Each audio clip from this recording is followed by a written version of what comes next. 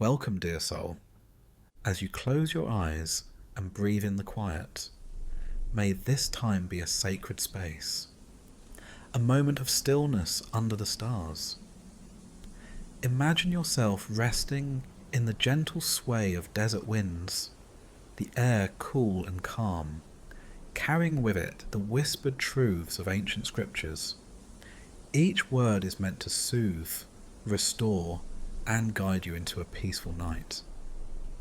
Before we begin, we'd love to know, where in the world are you watching or listening from? Let us know in the comments. It's a blessing to know where this prayerful journey reaches hearts across the earth. Now allow your spirit to settle. Let's step gently into these 35 chapters of rest and hope. In the quiet hush of the wilderness, as the last rays of the sun fade into a soft amber twilight, the world seems to pause. The desert, vast and timeless, becomes a sanctuary of silence. The wind, gentle and unhurried, sweeps across the sands like a whisper, stirring the tall grasses and carrying with it the memory of ancient stories. It was into this silence, this sacred solitude, that a man named Elijah walked, weary, discouraged, and alone. Elijah had once stood boldly before kings. He had called down fire from heaven. He had declared truth with unshakable courage. But even prophets grow tired. Even the strong grow faint. After facing fierce opposition, Elijah fled, not just from danger, but from despair. Deep in the wilderness, he collapsed beneath a broom tree and prayed the kind of prayer many of us have whispered in our darkest hours. I have had enough, Lord. Take my life. But God did not meet Elijah in that moment with rebuke or judgment. He met him with rest. As Elijah lay beneath that tree, an angel touched him and said, Get up and eat. Beside him was bread, baked over hot coals, and a jar of water. Not a sermon, not a command, just provision, just kindness. And then again, sleep. This was a God who understood what it meant to be exhausted, to be burdened by the weight of fear and sorrow. He did not rush Elijah, he let him rest. After 40 days and nights of travel, Elijah found himself at Mount Horeb, the mountain of God. There, in the cleft of the rock, he waited. Perhaps he expected a display of power. Perhaps he thought God would come with fire, or thunder, or the roar of divine authority. Instead, a great and powerful wind tore through the mountains, but the Lord was not in the wind. Then came an earthquake. The trembling ground seemed to shout the voice of God, but the Lord was not in the earthquake. After that came fire, radiant, untamed, destructive, but still the Lord was not in the fire. And then silence. A sound so soft it was barely audible, a gentle whisper. Elijah wrapped his face in his cloak and stepped out to the mouth of the cave. There, in that whisper, he encountered the presence of God. It is often in our own wilderness moments, when all seems lost, when our strength is gone, that God meets us not with noise, but with nearness. Not in grand gestures, but in quiet comfort. Like the hush of desert wind at night, his voice comes not to overwhelm, but to soothe. In the stillness, he speaks. In the quiet, he draws near. Many of us live amidst noise, the chaos of responsibilities, the hum of fear, the shout of self-doubt. But in the stillness, when we lay those burdens down and breathe deeply of the sacred silence, we too may hear the whisper. A voice that says, "You are not alone. You are seen. You are loved. You have not been forgotten." The God who met Elijah in the wilderness still meets us in ours.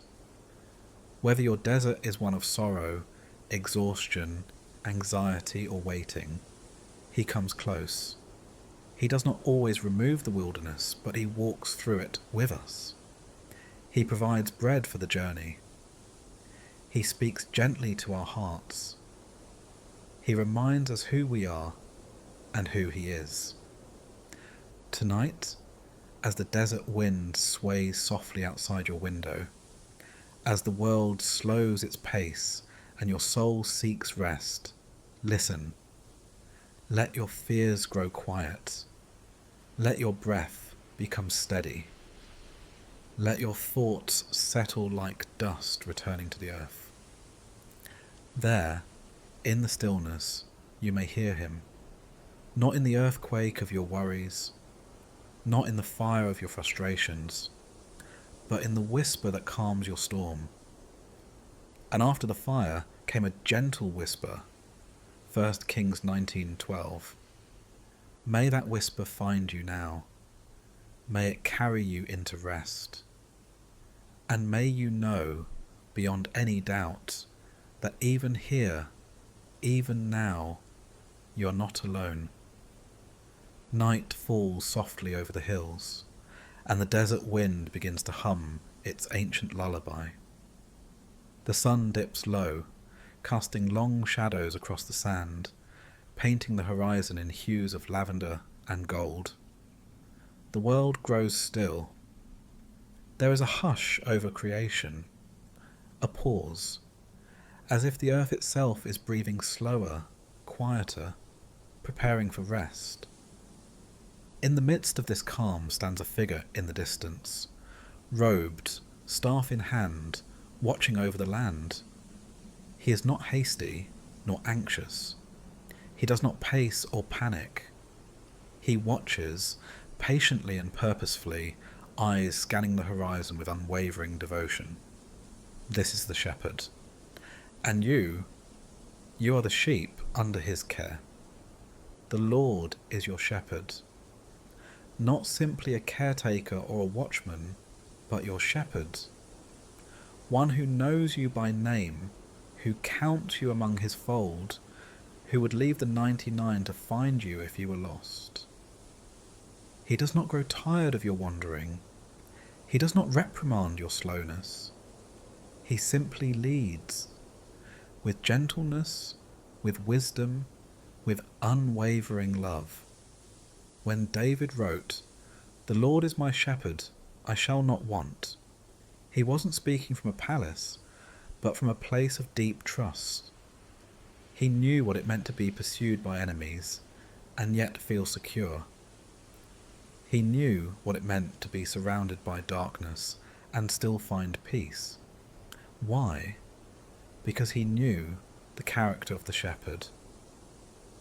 He makes me lie down in green pastures. This is not a suggestion. It is not an invitation. It is a tender command from a shepherd who knows what his sheep need before they do. He makes you lie down, not out of control, but out of love. Because you've been running too long. Because your legs are tired, your heart is anxious, and your soul is restless.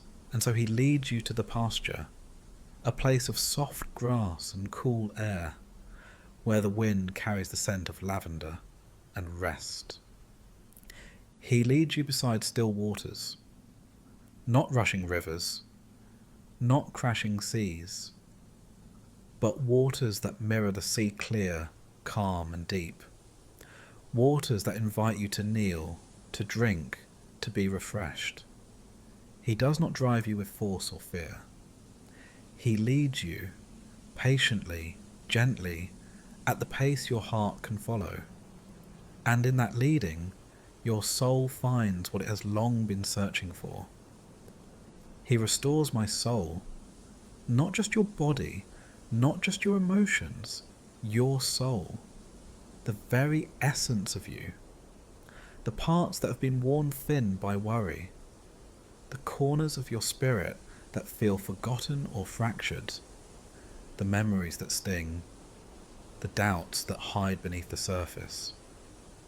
All of it, he restores, like a careful potter with cracked clay, like a weaver threading torn fabric, like a healer tending a deep wound, he makes you whole again.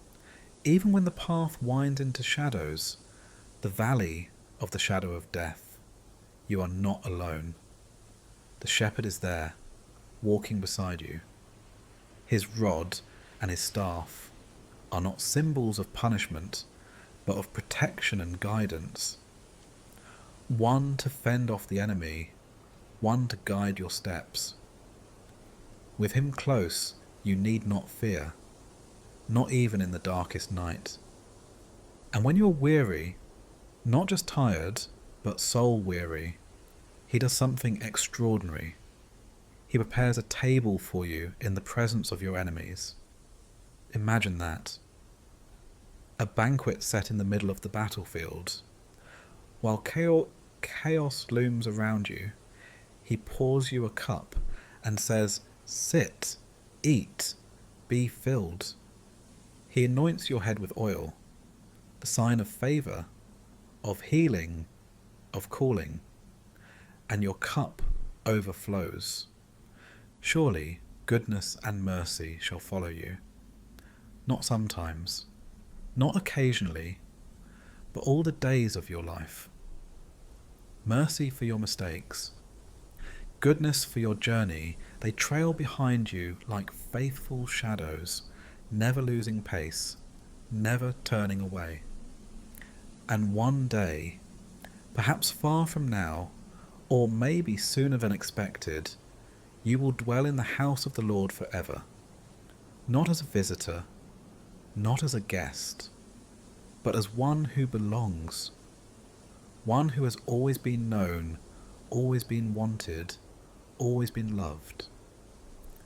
Tonight, as the wind sings softly through the windows, and the quiet settles deep into your bones, remember this: you are not alone in this wilderness. The shepherd is near. He watches over you while you sleep. He speaks peace over your restless heart. He guards your dreams and calms your fears. You shall not want, not because life is perfect, but because the one who walks with you is perfect love. He is enough. He is with you, and in his care you can truly rest. Lie down in green pastures now. Let the still waters lull you, and let the shepherd restore your soul. The desert night stretches wide, its silence broken only by the low hum of the wind whispering over the dunes. The air is still and cool. The stars above so vast and numerous, they seem to blanket the earth in quiet light. It is here, in the open, endless wilderness, that a great journey once began. Not for one person, but for a nation. A people once enslaved, now set free. A people who, after 400 years in bondage, were called into the unknown with only faith as their compass. The Israelites had seen miracles. They had witnessed the mighty hand of God deliver them from Pharaoh's grip. Waters turned to blood, frogs, locusts, darkness, and finally, death passed over them, sparing their firstborn. And then came the Red Sea, parting wide like the pages of a sacred story, allowing them to walk through on dry ground as their enemies drowned behind them. They were free, but freedom brought them into the wilderness. This was not the promised land, not yet. This was a place between slavery and inheritance, between despair and destiny. And in this place, they were not left to wander alone. God went before them. By day, he was a pillar of cloud, tall, strong, a visible presence that stretched into the heavens, casting shade across the hot sands. By night, he was a pillar of fire, glowing, flickering, lighting up the darkness so they would never lose their way. It was not just light and shadow. It was intimacy. It was God choosing to dwell with his people, to move when they moved, to stop when they stopped. Imagine it. 1,000,000 hearts camped under a blanket of stars, and above them fire from heaven. Not to destroy, but to protect. Not to frighten, but to guide.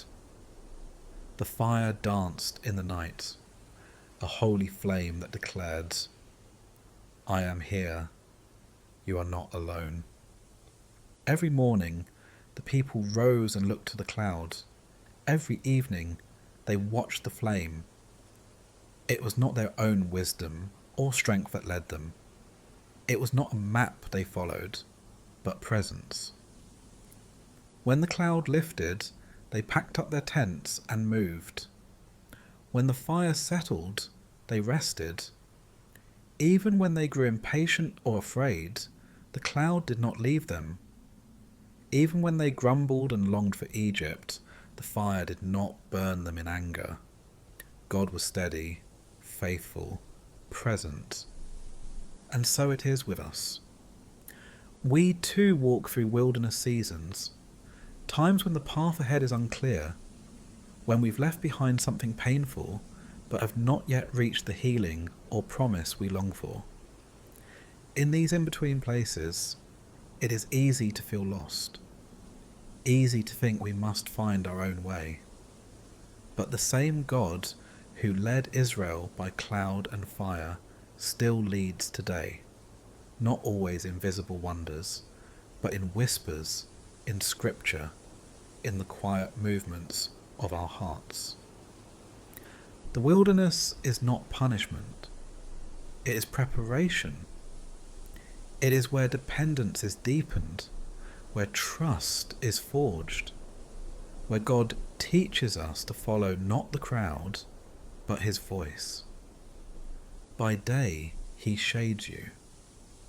When the heat of life bears down, the demands, the decisions, the fears, he stretches over you like a cloud, providing rest, offering peace. He slows your pace when you rush ahead. He shelters you when you feel exposed. By night, he is fire. When darkness comes and the path disappears, when doubts arise and the silence feels heavy, he lights the way. He becomes warmth in your coldest moments. He stands guard while you sleep. He says, "Even in this, I am with you." Sometimes we do not see the fire. Sometimes we miss the cloud.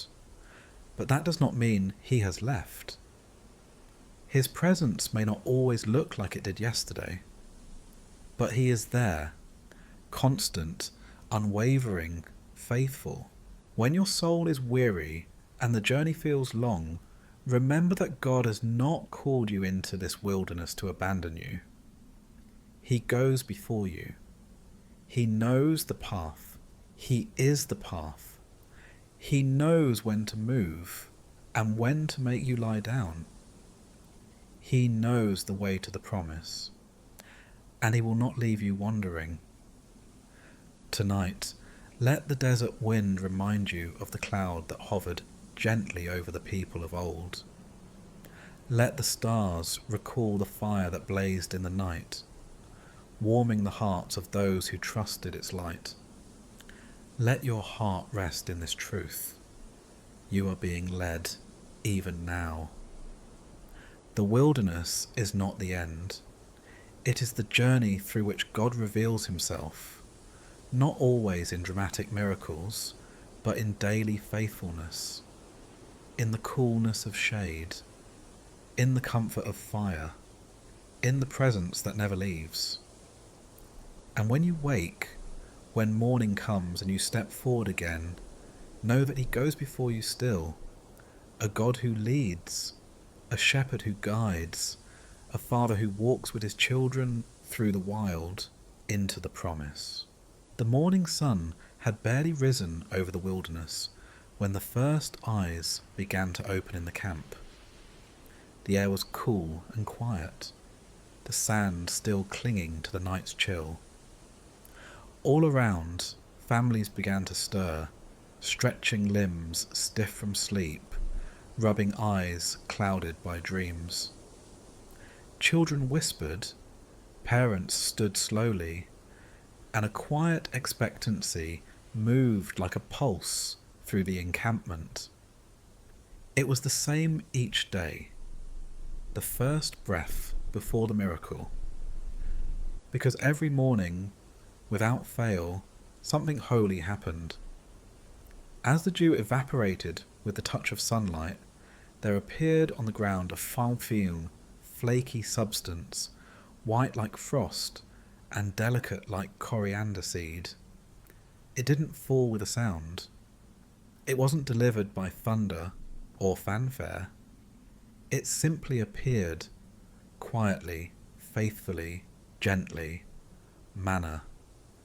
Heaven's bread, they called it. Mysterious, divine. A gift that appeared like a whisper from God, fresh with every dawn. The people gathered it, some more, some less, but always enough. No matter how much they collected, it was sufficient for the day. No hoarding, no worrying about tomorrow.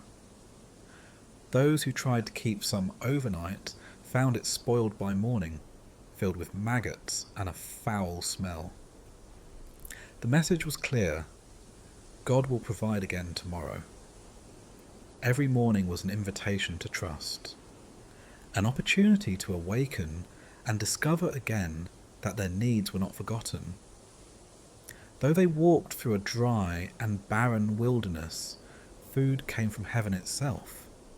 Not the way they expected, not in abundance all at once, but in small, quiet pieces. Just enough. Just what was needed, day by day. Imagine walking through a place that offered nothing.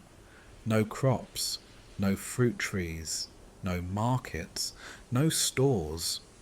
And yet each morning, without fail, provision waited.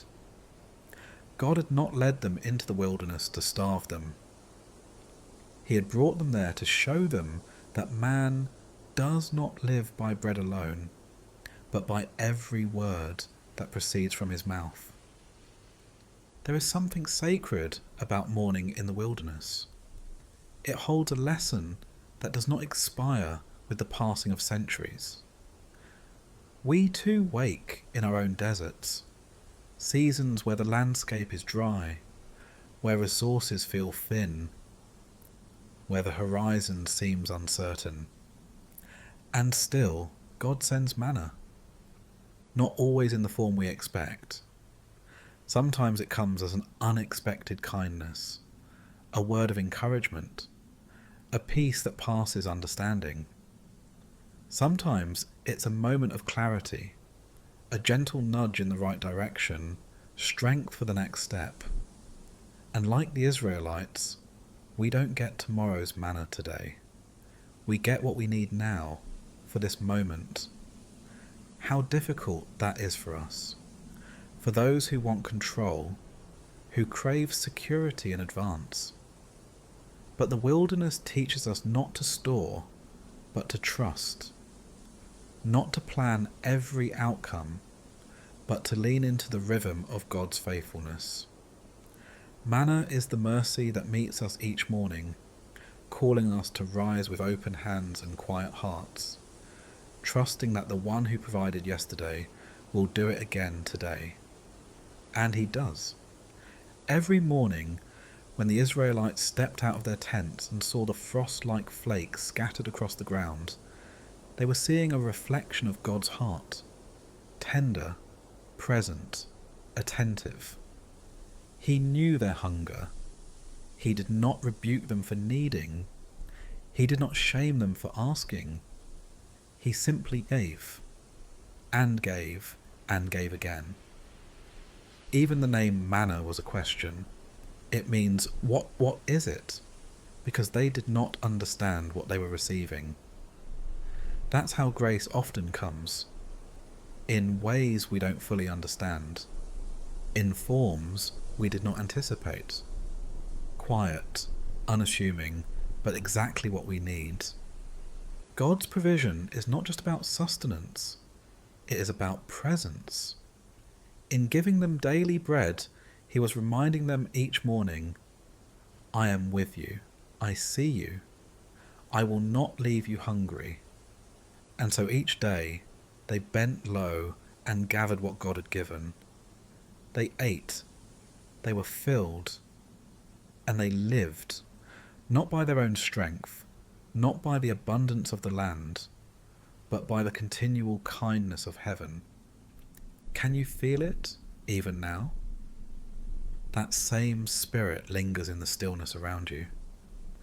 As the world begins to dim and you prepare to rest, think not of what tomorrow lacks, but of what God will provide. His mercies are new every morning. His grace is sufficient. His manna is still falling, perhaps not in flakes of bread, but in peace, in presence, in rest. Close your eyes. Loosen your grip on worry. Let the desert wind pass gently over you, like the breath of God whispering over the sands. Just as he fed the Israelites in the barren land, he will feed your soul in the quiet of this night. You do not need to know how every need will be met. You do not need to plan every outcome. You only need to receive. Morning will come, and with it, manna will fall, gently, quietly, faithfully. Trust the giver. He never fails. The desert sun was merciless. It beat down upon the backs of the people as they trudged through the endless wilderness, the soles of their feet worn from the rocky terrain, their mouths dry and cracked from thirst. Their voices, once filled with songs of deliverance from Egypt, had grown hoarse with complaint. Their bodies were tired, but it was their spirits that were beginning to break. There is a kind of thirst that goes beyond the physical. It seeps into the soul, a deep longing, a desperate cry that says, "Is the Lord still with us?" The people of Israel were not just thirsty for water. They were thirsty for reassurance, for presence, for proof that they had not been abandoned. They had come to a place called Rephidim, and there was no water there. Not a stream, not a pool, not a well. The dryness surrounded them, mocked them, threatened them. Panic began to spread like wildfire. Mothers looked at their children with worry. Fathers paced back and forth, unable to provide. The memory of Egypt, as harsh as it had been, began to look appealing in comparison to this slow death in the wilderness. They turned on Moses, their leader, their prophet, the one who had stood before Pharaoh and called down plagues, now stood alone before an angry, frightened people. "Why did you bring us up out of Egypt?" they cried. "To kill us and our children and our livestock with thirst." Moses too was afraid. He turned to God in desperation and said, "What shall I do with these people? They are almost ready to stone me." And then, into the chaos of thirst and fear, came the voice of God, steady, calm, unwavering. "Go on ahead of the people," he told Moses. "Take with you some of the elders of Israel, and the staff with which you struck the Nile. Go. I will stand before you by the rock at Horeb. Strike the rock, and water will come out of it for the people to drink. It must have seemed foolish at first, striking a rock in the middle of a desert. Who expects water to flow from stone? Who looks at a solid, lifeless boulder and sees a fountain of life? And yet, that is exactly what God does. He brings the impossible from the unthinkable. He brings provision from places that seem completely barren. Moses obeyed. In front of the elders, he lifted his staff and struck the rock. And then, the unthinkable happened. From the dry, hard stone came a rushing stream. Cool, clean, life-giving water gushed forth, splashing over the dust, soaking into the ground, flowing freely. Cries of anger turned to gasps of wonder. Thirsty lips drank deeply. Children laughed. Faces were washed. Hope returned. There in the wilderness, in a place of barrenness, God provided. The people called that place Massa and Meribah, which means testing and quarrelling, because they had tested the Lord, saying, "Is the Lord among us or not?" How often we ask the same question in our own desert places. When life grows hard and the way unclear, when resources dwindle and the soul feels parched, we cry out, "God, are you still here? Do you see me? Will you provide?" And then, from the most unexpected places, the water flows. Not always in the way we imagined, not always on our timeline, but always faithfully He provides. He brings water from rocks. He creates rivers in the wasteland. He causes life to spring up where only death was expected. That rock in the desert became more than a source of water. It became a symbol of God's power and presence, a reminder that He is never far from those who call out to Him. And in later generations, Scripture would point to that rock and say, that rock was Christ.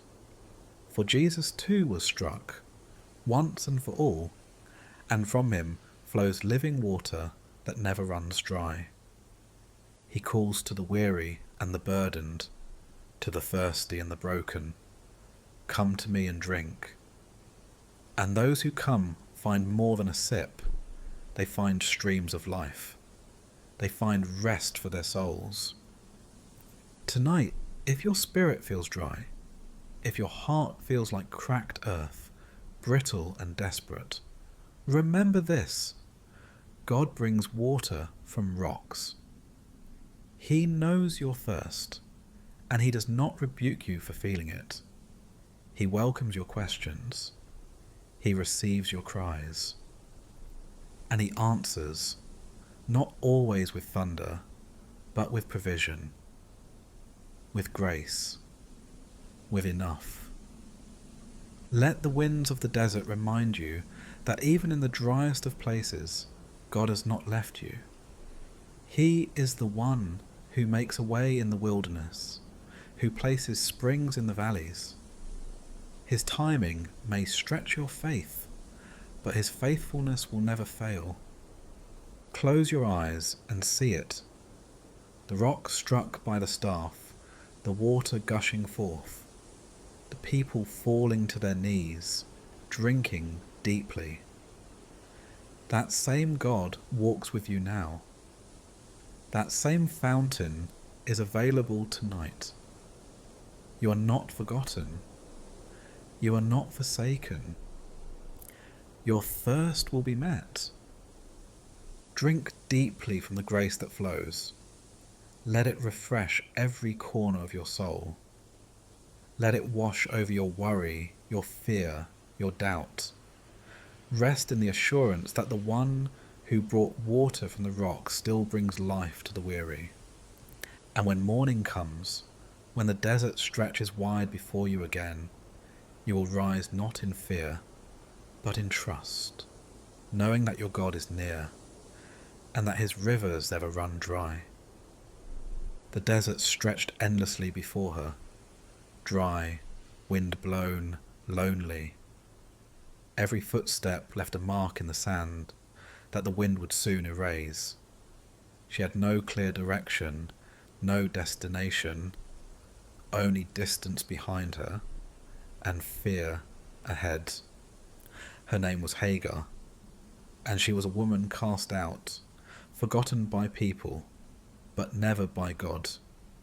She walked with a heavy heart, carrying her son, Ishmael, close to her chest.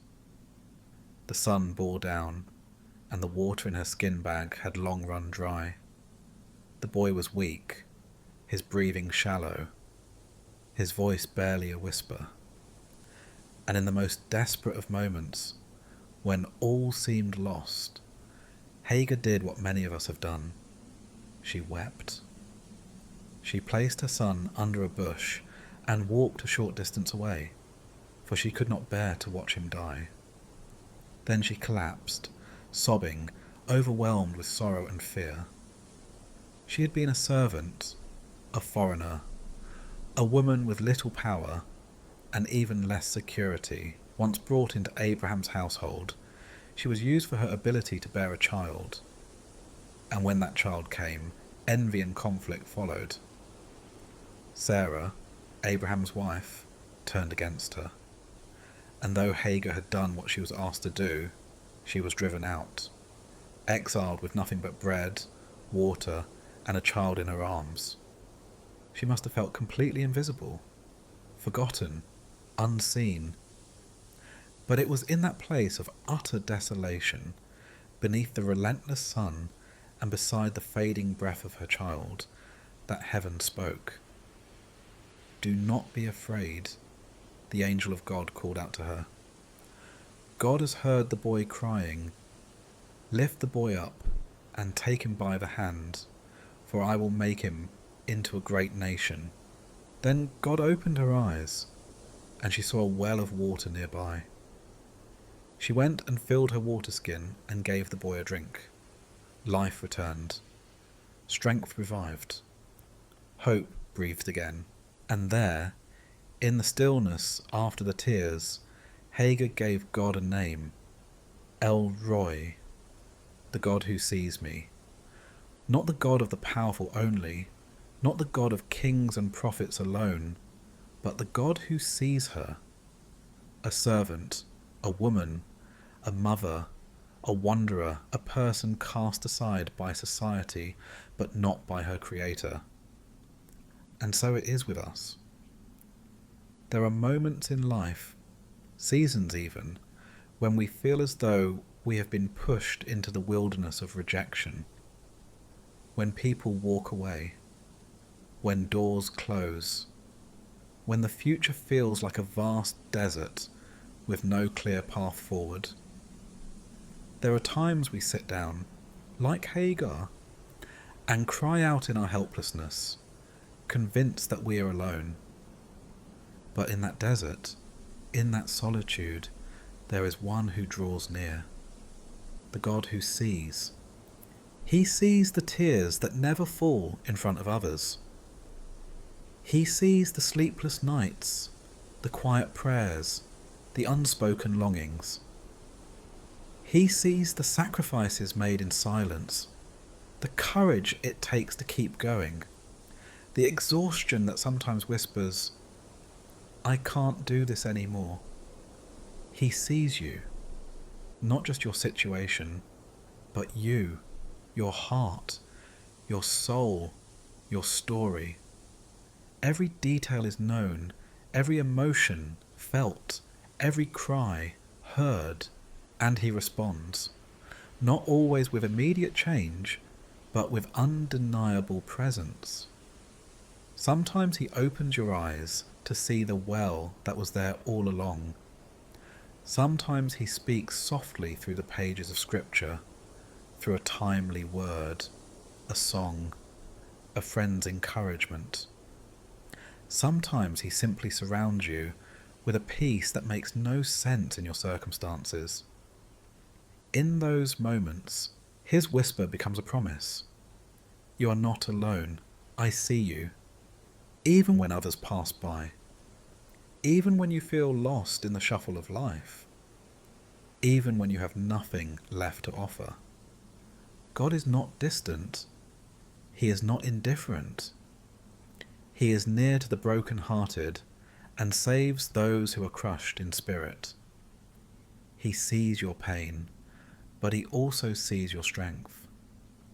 He sees your faith, though it may feel small. And he sees your future, full of hope, promise, and purpose, even when the present feels hopeless. For Hagar, the well became more than a source of water. It became a symbol of divine awareness, a turning point of grace. From that day forward, she would remember she was seen.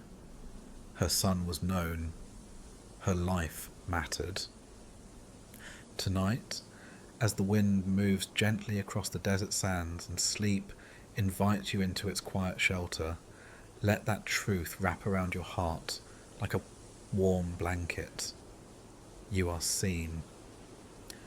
Not just by people who pass in and out of your life, but by the one who never leaves, the one who formed you in the womb, the one who numbers the hairs on your head, the one who walks beside you even when you cannot see him. He is El Roy, the God who saw Hagar in her wilderness, the God who sees you in yours.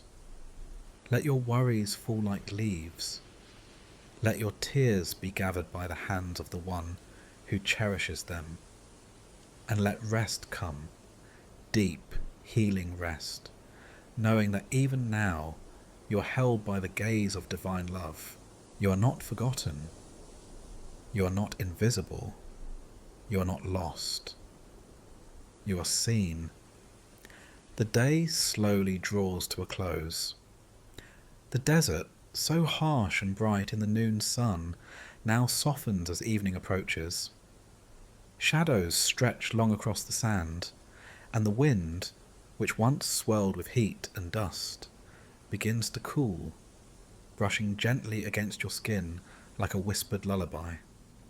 The sky, painted in strokes of amber and rose, begins to give way to twilight's hush. The stillness settles over the land like a quiet benediction, a gentle reminder that it is time to rest. You have wandered far today, perhaps not with your feet, but with your thoughts, your emotions, your burdens.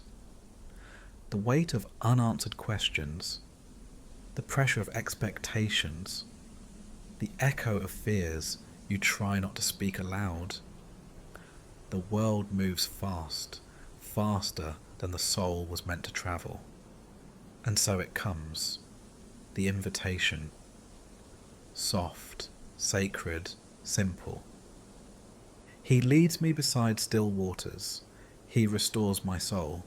This is the voice of the shepherd, not shouting, not demanding, but guiding. With each step he takes, he leads you away from the noise, away from the crowds, away from the chaos that clutters your spirit. He leads you not toward urgency, but toward calm. Not into ambition, but into peace. Not to perform, but to be. Still waters are not rushed.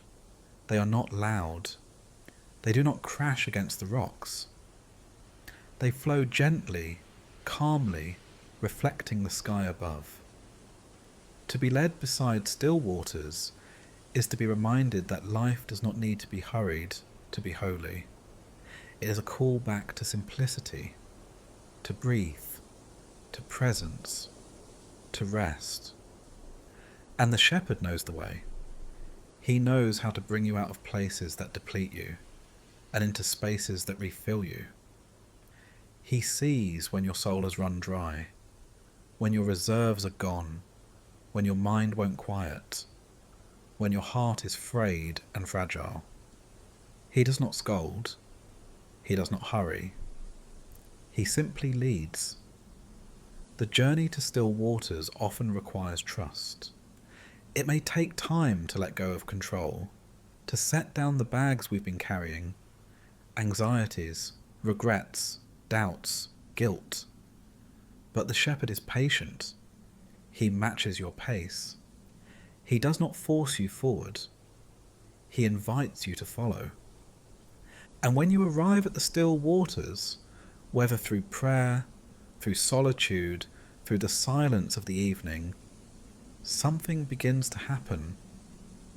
A slow, sacred work. Restoration. He restores my soul.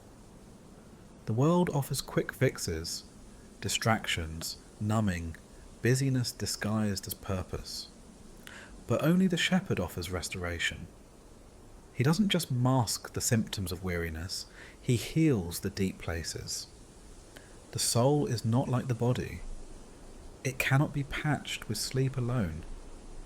It needs care, connection, grace. To restore means to bring back to original strength, to return something to its intended beauty. It is the work of an artist with a faded painting, the hands of a craftsman with a weathered piece of wood, the loving eye of a gardener who prunes and waters and waits. Restoration is gentle, it is ongoing. It does not happen in a moment, but it begins when we stop. And here, beside these waters, in the arms of the shepherd, your soul begins to breathe again. What was once tangled becomes unravelled. What was once clenched begins to soften. What was once broken begins to mend. You may not see it all at once, but the process is real. Restoration doesn't always mean answers. Sometimes it's simply the return of joy, the quieting of fear, the sense of being held when you feel like falling apart. And here is the great mystery. Even the wilderness can hold still waters. Even the driest desert can become a place of peace when the shepherd is near. You do not have to escape your life to find restoration. You only need to follow him. He will lead you, not always around the valley, but through it, and always beside the water. As night falls and the first stars emerge in the indigo sky, let your heart receive this truth. The shepherd is with you, right now, in this moment. His presence is not limited to temples or mountaintops. It fills the quiet places, the ordinary nights, the whispered prayers. He leads, he restores. You do not have to fix everything before you rest. You do not have to solve tomorrow before you sleep. You are allowed to simply lie down beside the waters and be still. Breathe deeply now. Let your shoulders drop. Let your mind release the day. There is nothing you must do to earn his care. You are already his, already seen, already loved. And as you close your eyes and listen to the hush of the wind outside, remember that the one who watches over you neither slumbers nor sleeps. He is the keeper of your soul, and he will lead you beside still waters again tomorrow. But for now, let him restore you. Let peace come. Let rest find you. You are safe with the shepherd. The valley was dry, not just dry in the way deserts are, but bone dry, lifeless, dusty, silent. A place where death had settled in for a long stay.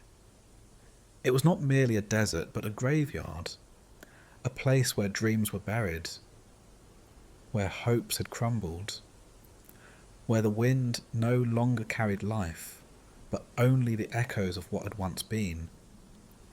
This was the place God brought Ezekiel. not to show him despair, but to reveal something deeper, the power of breath, of resurrection, of restoration. Ezekiel stood among the bones, surrounded on every side. Human remains, scattered and sun-bleached, piled high across the valley floor. An army once stood here, perhaps, strong, mighty, full of purpose, but now all that remained were bones, disconnected, forgotten, without identity. A battlefield long since abandoned.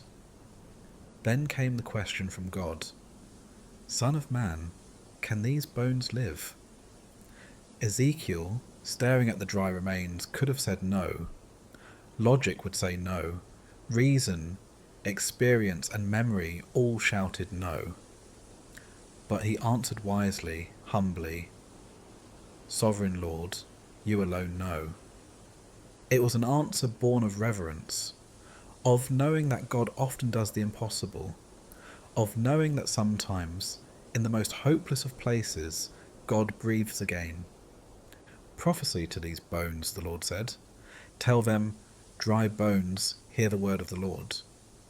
And so Ezekiel spoke, to bones, to what was dead, to what no one else would speak to. He proclaimed life where there was none. He declared hope in a place of silence. As he spoke, a sound began to rise. A rattling, soft at first, then louder. Bones moving, connecting, aligning. Tendons formed, flesh appeared. The skeletons stood, yet still they had no breath. Again the Lord said, Prophesy to the breath. Come, breath, from the four winds, and breathe into these slain, that they may live. And the breath came, not just air, but spirit, life, the very breath of God. And they stood up, not as broken, wandering forms, but as a vast and mighty army. What a mystery, that God chose to reveal his power, not in a temple or a mountaintop, but in a valley of dry bones, that he chose to speak hope into the dust of death, that he would invite a man, frail, human, mortal, to speak on his behalf, that he would show us this: nothing is too far gone for him to revive. So many of us walk through valleys like that, not literal ones, but spiritual and emotional deserts where everything feels dry and lifeless, where faith has withered, where joy has faded, where dreams lie buried under disappointment, and purpose seems out of reach. We whisper quietly to ourselves, Can these bones live? And perhaps we too are afraid to answer. Perhaps we don't know if we believe they can. But God asks not for certainty, only surrender. He invites us to speak his words, to hope against hope, to let him be the one who breathes. There is a kind of breath only God can give. It reaches the parts of us we've forgotten. It fills the rooms we've closed off. It touches the wounds we thought were too old to heal. His breath doesn't just revive. It restores identity, purpose, strength.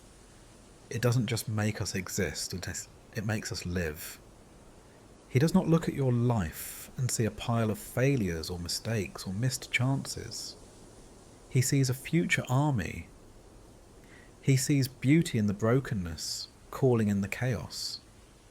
He sees what can be, not just what is. When you feel dry, distant, disconnected, remember, the same breath that brought Adam to life, the same breath that filled the upper room at Pentecost, the same breath that revived the bones in that valley, it is available to you now, tonight. You may not feel it all at once. Restoration can be quiet. It often starts with a sound, a stirring, a gentle movement beneath the surface. You might not understand it, but your spirit begins to respond. Little by little, breath returns. Hope returns. Even as you sleep, God breathes over you. He works in the dark. He mends in the silence. He speaks life over your heart, saying, "Live, rise, breathe again." You're not too far gone. Your story is not over. What feels lifeless now may simply be waiting for the word of the Lord. So let him speak to your bones tonight. Let him gather the scattered pieces of your soul. Let him bring together what feels fragmented. Let him breathe into your dry places. Close your eyes and imagine that valley again, not as a graveyard, but as a birthplace. Watch as the bones begin to rise. Feel the wind of his spirit sweep through your heart. Hear him whisper, "I am making all things new." And sleep knowing this, the breath of God is near. The valley is not your end. Restoration has already begun. The desert sun dipped low, casting long shadows over the sandy terrain as evening approached. The camp settled into stillness. Fires were lit. Quiet conversations drifted like the smoke into the cool air. But beyond the glow of the flames and the murmurs of rest, there was a single tent that stood apart, sacred, simple, yet utterly extraordinary. The tent of meeting. It was more than just fabric and poles, more than a shelter in the wilderness. This tent was a place of divine encounter, the holy meeting ground between a God who is eternal and people who are temporary. It was here that the veil between heaven and earth grew thin. Here, where time slowed and the Eternal One spoke. Moses would enter that tent often, slipping away from the multitude of responsibilities that weighed upon his shoulders. He bore the burdens of a nation, a people both beloved and stubborn. He navigated their grumbling, their doubts, their wandering hearts. He led through the heat of the day and the confusion of the night. But in the tent of meeting, Moses laid down leadership and entered simply as a son. When he stepped into the tent, a pillar of cloud would descend and stand at its entrance, a visible sign of the invisible God. And the people would rise and watch, each from the doorway of their own tents, in awe, in wonder, in reverence. They knew something sacred was happening inside. The Lord would speak to Moses face to face, as one speaks to a friend. Imagine that. The creator of stars, the God of thunder and fire, the one who carved the mountains and poured the seas, speaking as a friend, not with booming commands or distant formality, but with intimacy, with tenderness, with nearness. In that sacred space, Moses poured out his heart. He brought questions, fears, longings. He interceded for his people. He listened. He lingered. He waited for the voice that brought light to the world. He received instructions, yes, but more than that, he received presence. He came to know God, not only in power, but in personality. And it changed him. Scripture tells us that when Moses left the tent of meeting, his face shone with the glory of God. Radiant, transformed, not because of something he did, but because of where he had been, with whom he had been. And though he did not know it at first, that glow was a sign. Time in God's presence leaves a mark. It still does. We may not have a physical tent set outside a camp, but each of us has the invitation to enter sacred space, to step away from noise and step into quiet, to retreat from the pull of demands and distractions and come into communion with the one who knows us best. This is the invitation of prayer, not merely to speak, but to meet, to come face to face with the friend of our soul. There is no required script, no need to have perfect words, only the desire to draw near. Because the tent of meeting is not confined to a desert. It is wherever we make space for God. It could be a small chair in a quiet corner, a walk in the early morning light, a whispered prayer before sleep, a heart bowed in traffic or tears shed in the shower. The location matters less than the posture, a spirit willing to enter in, a soul ready to be seen, a heart open to the presence that transforms. God still meets his people face to face. Not always with visible clouds or audible voices, but with peace that fills the room, with whispers that calm the storm, with truth that cuts through lies and light that pushes out the dark. And like Moses, when we leave that space, whether 5 minutes or 5 hours, we are changed. The world may not see the glow on our face, but they will feel it in our presence. We speak softer. We carry peace. We love better. We lead with grace. We shine, not with our own light, but with his. Tonight, as sleep draws near and the night grows still, think of the tent, not as something distant, but as something deeply personal. Close your eyes and imagine stepping inside. The worries you've carried all day fall away at the entrance. The weight of decisions, the ache of anxiety, the noise of comparison, all left outside. You enter not as a performer, but as a beloved child. The atmosphere is different here. There is no rush, no performance, only presence. And God is waiting. He's not too busy, not distracted, not indifferent. He leans in, ready to listen, ready to speak, his face toward you, his heart for you. You don't need to be perfect to enter. You only need to be willing. In this moment, your own heart becomes the tent of meeting, and he will meet you there, in the quiet, in the stillness. As a friend speaks to a friend, let that truth wrap around you like a blanket tonight. Let your soul exhale. Let your spirit come home. You are invited. You are welcomed. You are known, and you are not alone. God is here.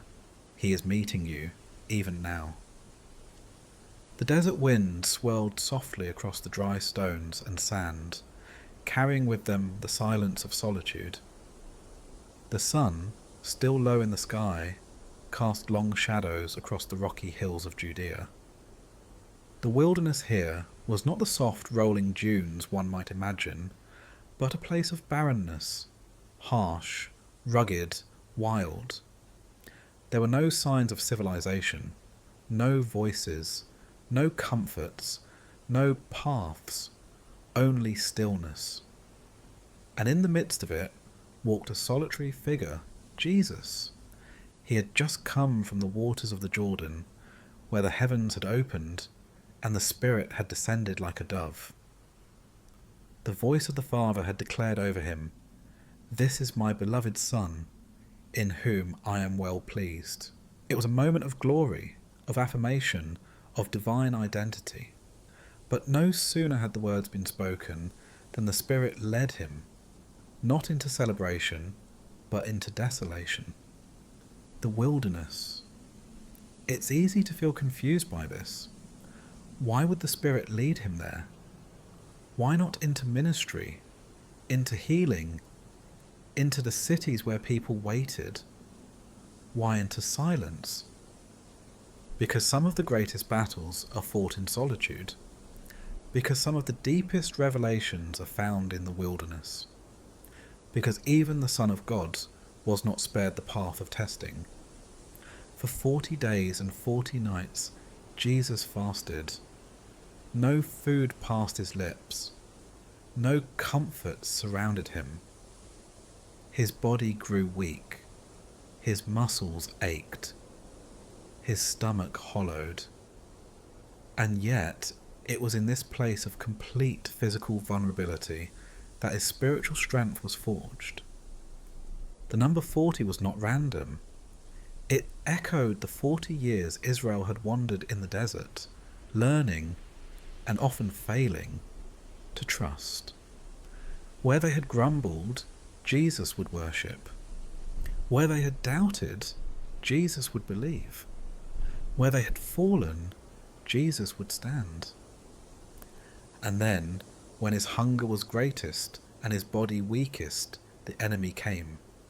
He did not come with chains or armies, but with whispers, with words, with offers that sounded like shortcuts and appeals that touched real human needs.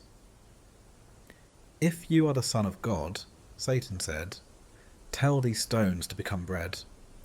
It was a temptation of provision, of power, of immediate gratification. Jesus had the ability. He could have satisfied his hunger in a moment, but he refused. It is written, he answered, man shall not live on bread alone, but on every word that comes from the mouth of God.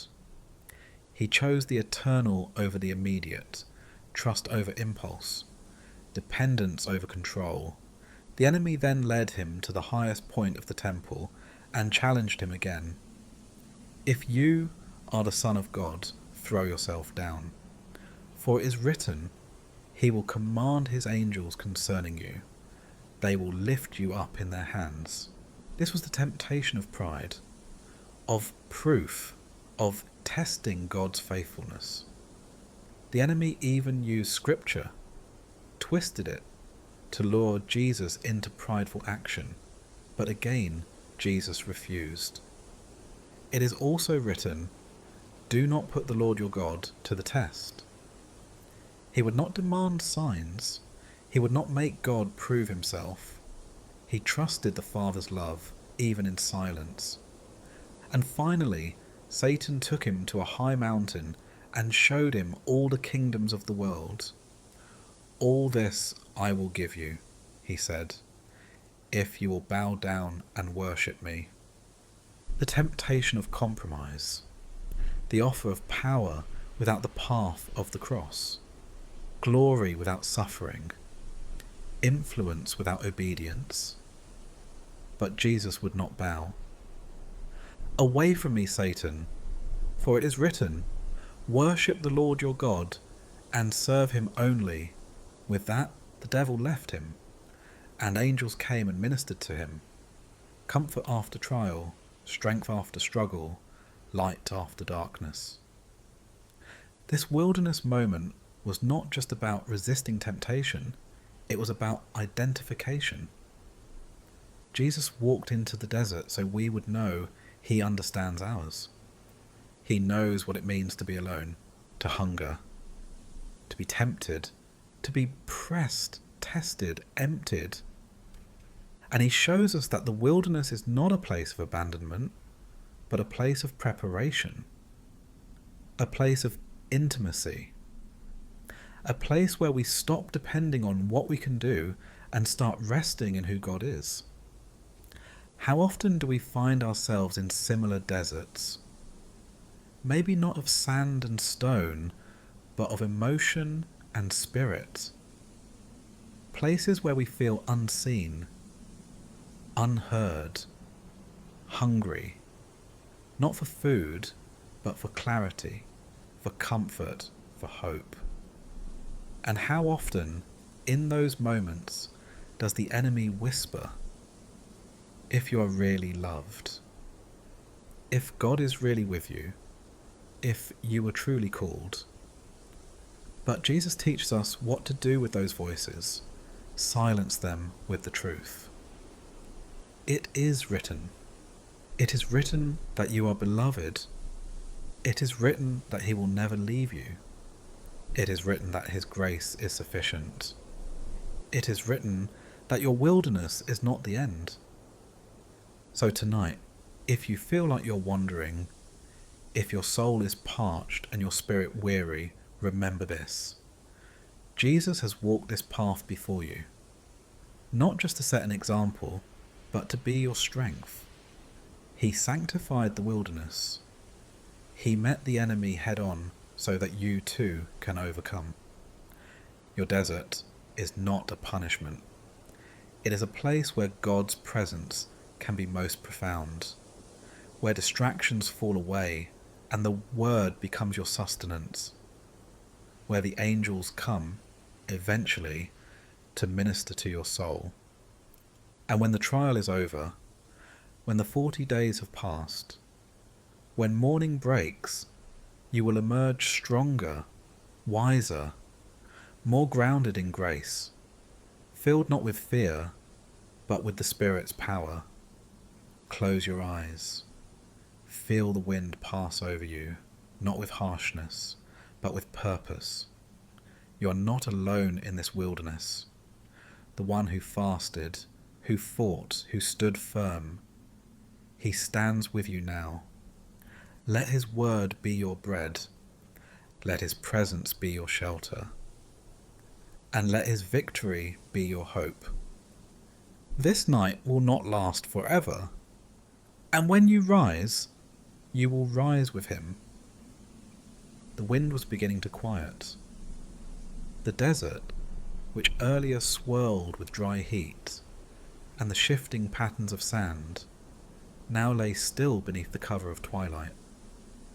There is a silence that comes only in the desert, not empty but full of breath, of presence, of the whispered nearness of God. As darkness spreads over the barren landscape, there is an invitation that rises in the soul, quiet but persistent. Be still. It's not an easy command. The human heart does not naturally crave stillness. We are trained to move, to react, to perform, to fix. The noise of life becomes our rhythm. Emails and expectations, schedules and screens, pressure to prove and provide. The hum of busyness grows so loud that we begin to confuse movement with meaning. We fear that if we stop, we'll fall behind. If we pause, we'll be forgotten. If we are still, we will disappear. But God speaks differently. Be still and know that I am God. It is not a suggestion. It is not a whispered encouragement. It is a divine command. And not for his benefit, but for ours. Stillness is where we discover what noise cannot reveal. It is in the quiet that we come face to face with what we've been running from, our fears, our doubts, our pain. But also in the quiet, we come face to face with the one who has never stopped pursuing us. Stillness is not the absence of movement, it is the presence of surrender. To be still is to unclench our fists, to let go of what we cannot control, to stop trying to outrun anxiety, outwork grief, outmaneuver disappointment. It is to acknowledge that God is God, and we are not. In the stillness, we begin to hear again, not the shouts of the world or the criticisms of our own thoughts, but the gentle voice that has been there all along. The voice that spoke light into darkness. The voice that calmed the waves. The voice that calls us beloved. Stillness is sacred ground. It is the wilderness where transformation happens. It's the mountain where God passed by Elijah, not in wind, nor earthquake, nor fire, but in a whisper. It's the quiet garden where Jesus knelt alone and surrendered his will to the Father. It's the upper room where the disciples waited in uncertainty and silence until the Spirit came. To be still is not weakness. It is worship. It is choosing to sit at the feet of Jesus, like Mary, while the world demands we hustle like Martha. It is trusting that God is working even when we cannot see it, even when we do not feel it. It is resting in the promise that he will be exalted among the nations. He will be exalted in the earth. And nothing, no failure, no delay, no silence can hinder that truth. And here, in your own quiet night, beneath your own canopy of stars, that invitation stands. Be still. You do not have to carry the world tonight. You do not have to solve it all before you sleep.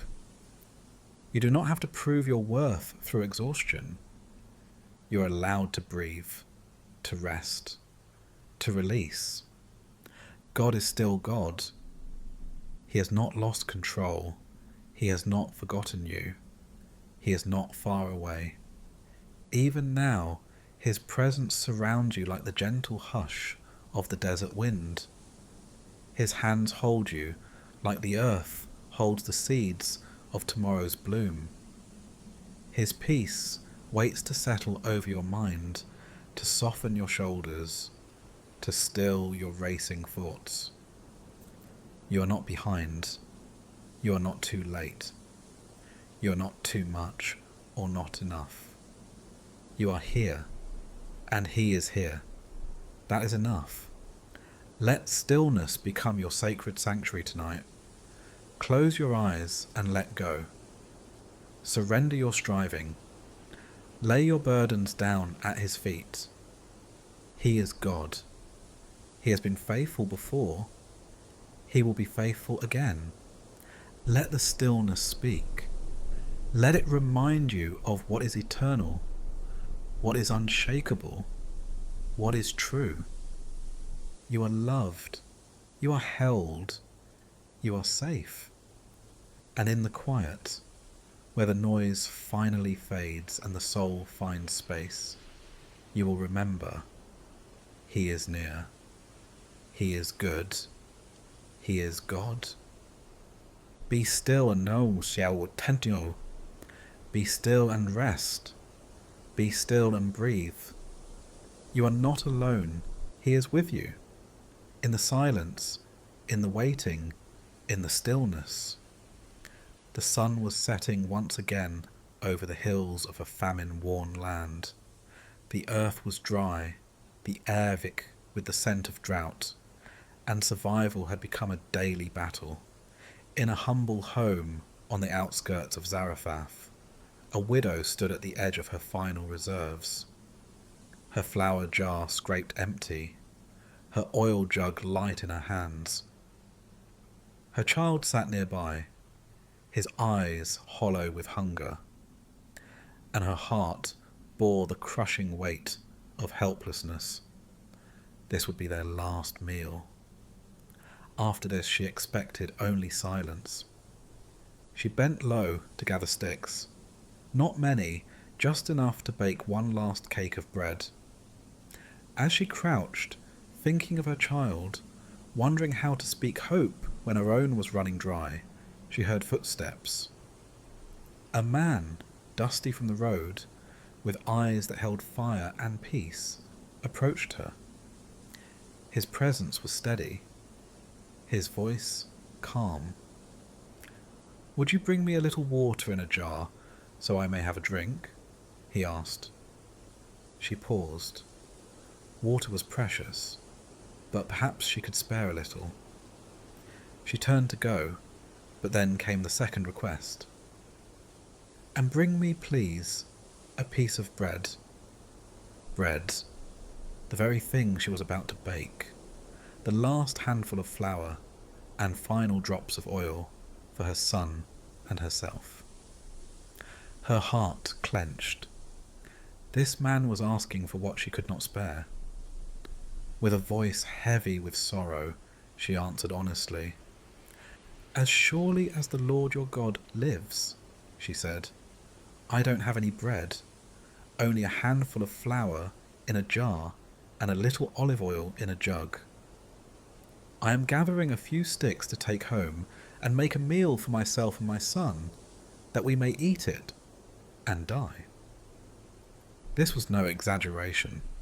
It was a mother's confession, the voice of someone at the very end of her strength, her resources, her hope. But the man, the prophet Elijah, looked into her eyes and spoke words that did not match the reality she lived in. "Don't be afraid," he said. How strange those words can sound in the face of scarcity. Don't be afraid when there's not enough to feed your child, when your jars are nearly empty, when every tomorrow looks like a shadow of today. Yet Elijah continued, "Go home and do as you have said, but first make a small loaf of bread for me from what you have and bring it to me, and then make something for yourself and your son. For this is what the Lord, the God of Israel, says, the jar of flour will not be used up, and the jug of oil will not run dry, until the day the Lord sends rain on the land." It was an invitation, not into loss, but into trust, not into poverty, but into provision. This was not about Elijah's needs. This was about faith, about giving from lack and watching God work abundance from emptiness. The widow hesitated, but something in Elijah's voice, perhaps the echo of the God he served, moved her to obedience. She walked home. She prepared the meal. She poured out what little she had, not knowing what would come next. And when she returned to her jars, something holy had happened. The flour was there.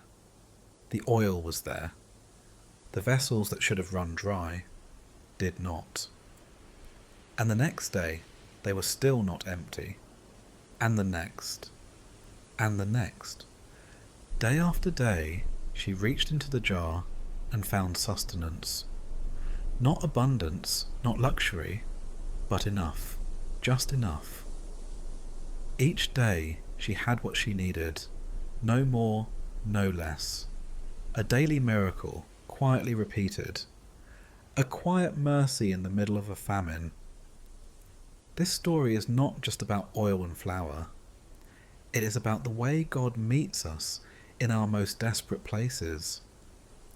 It's about provision that doesn't always come in a flood, but in a steady trickle. Enough for one more day. So many of us live with jars that feel empty. Emotionally, spiritually, financially, relationally. We watch our strength wane, our energy fade, our hope flicker. We wonder how we'll keep going, how we'll make it through the next day, or even the next hour. But the God of the widow is your God too. The God who fills empty jars. The God who honours faith, even when it feels fragile. The God who says, "Do not be afraid," not because he denies your struggle, but because he has already made a way.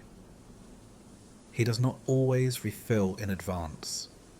He does not always send storehouses of abundance, but he gives enough. Enough peace to sleep tonight. Enough grace to forgive.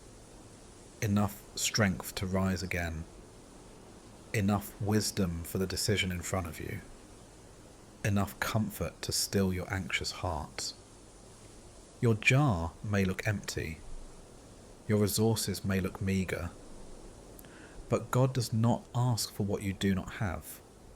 He only asks for what you're willing to give. And when you place it in his hands, your time, your trust, your little, your lack. He turns it into provision, into promise. And so, tonight, as you lie in bed and listen to the silence around you, perhaps that silence feels like the bottom of an empty jar. Perhaps you feel poured out, used up, unnoticed, but God sees, He knows, and He is not far away. Close your eyes. Picture the widow at her table, her child beside her, the soft flicker of a lamp, the warm scent of baking bread. And beside the jar and the jug, enough, still enough. Let your heart rest in that truth. The God who never let her run dry is the same God watching over you. You are not forgotten. You are not alone. And tomorrow, when you rise and reach for strength, for courage, for love, you will find, somehow, it is still there. The jar is not empty. The oil has not run dry. Because God is faithful, always. The night was long, and the silence of the desert was deep. The stars hung motionless above, cold and brilliant, while the horizon waited in patient darkness. There was no sign yet of dawn, no faint glow hinting at the coming day. Just silence, stillness, and waiting. It is in this space, between darkness and light, that the soul often finds itself. It is a space of longing, of expectancy, of deep yearning. It is the space where hope stretches forward, reaching for what it cannot yet see, and faith becomes the only light to guide the way. It is the place of the watchman. I wait for the Lord, the psalmist writes. My whole being waits, and in His word I put my hope. I wait for the Lord more than watchmen wait for the morning, more than watchmen wait for the morning. Can you feel it? That repetition, that echo of anticipation. It's the voice of someone who has stood on the wall through the deepest hours of night, peering into the distance, knowing that morning must come, but not yet knowing when. The watchman's task is not glamorous. It is not filled with action or praise. It is slow, steady, silent. The watchman stands guard while others sleep. He fights the temptation to drift, to surrender to fatigue, to let down his guard. He must stay alert, eyes scanning the black horizon for the faintest signs of light. It is not easy to wait, especially when the waiting feels endless, when every minute stretches long, and the heart aches for resolution, for an answer, for relief. And yet the watchman does not give up, because he knows one truth that anchors him through the night. The morning always comes. He doesn't know the exact moment. He cannot make it come faster. But he knows it will arrive. And so he waits, not in despair, but in hope. This is the posture of the soul that trusts God in the darkness. When you have prayed the same prayer, again and again, and the silence stretches on, when you have watched others receive answers while you still linger in the shadow, when your heart is tired of holding on, but still refuses to let go, you're waiting like a watchman, and God honours that kind of waiting. He sees the quiet endurance. He sees the tears that fall in secret. He sees the whispered prayers that rise up like incense in the night. He sees you choosing trust over cynicism, choosing hope over resignation, choosing to believe that the dawn will break, even if you cannot yet see its light. More than watchmen wait for the morning. It's not just waiting, it's yearning. longing with the whole being, expecting not just a change in circumstances, but an encounter with God himself. The psalmist says, "In his word I put my hope," because the promises of God are more faithful than the rising sun. They are not based on circumstance. They do not shift with the wind. They are steady, eternal, true. Even when the night is at its darkest, his promises remain, that he is near to the broken-hearted, that joy comes in the morning, that those who wait on the Lord will renew their strength, that no good thing does he withhold from those who walk uprightly, that he is working all things together for the good of those who love him. These are not cliches. They are lifelines, words to hold on to when nothing else feels solid, lamps for the feet of the weary watchman. And so you wait. You wait when it would be easier to give up. You wait when the enemy whispers lies in the darkness. You wait when your soul aches for dawn. And then, slowly, silently, it happens. The first brush of colour on the horizon. The faintest glow against the black sky. The proof that morning is not just a possibility. It is a promise. For the watchman, this is not just the end of waiting. It is the reward of faithfulness. The culmination of a long night's trust. It is the unveiling of what he believed but could not see. And for your soul, the same will be true. The light will come. The answer will rise. The healing will dawn. The peace will return. And when it does, you will not say, "Look what I accomplished in the dark." You will say, "Look how faithful my God has been." Because the morning isn't earned, it's given. And the one who gives it never forgets his watchmen.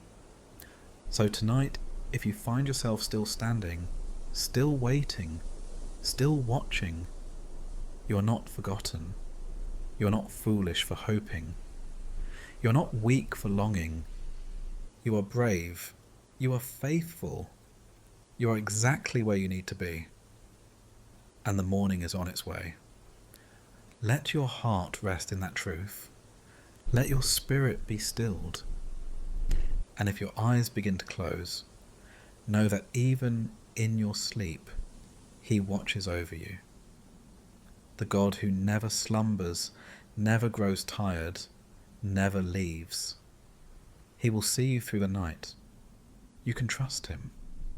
More than the watchman waits for the morning. You can wait, and it will come.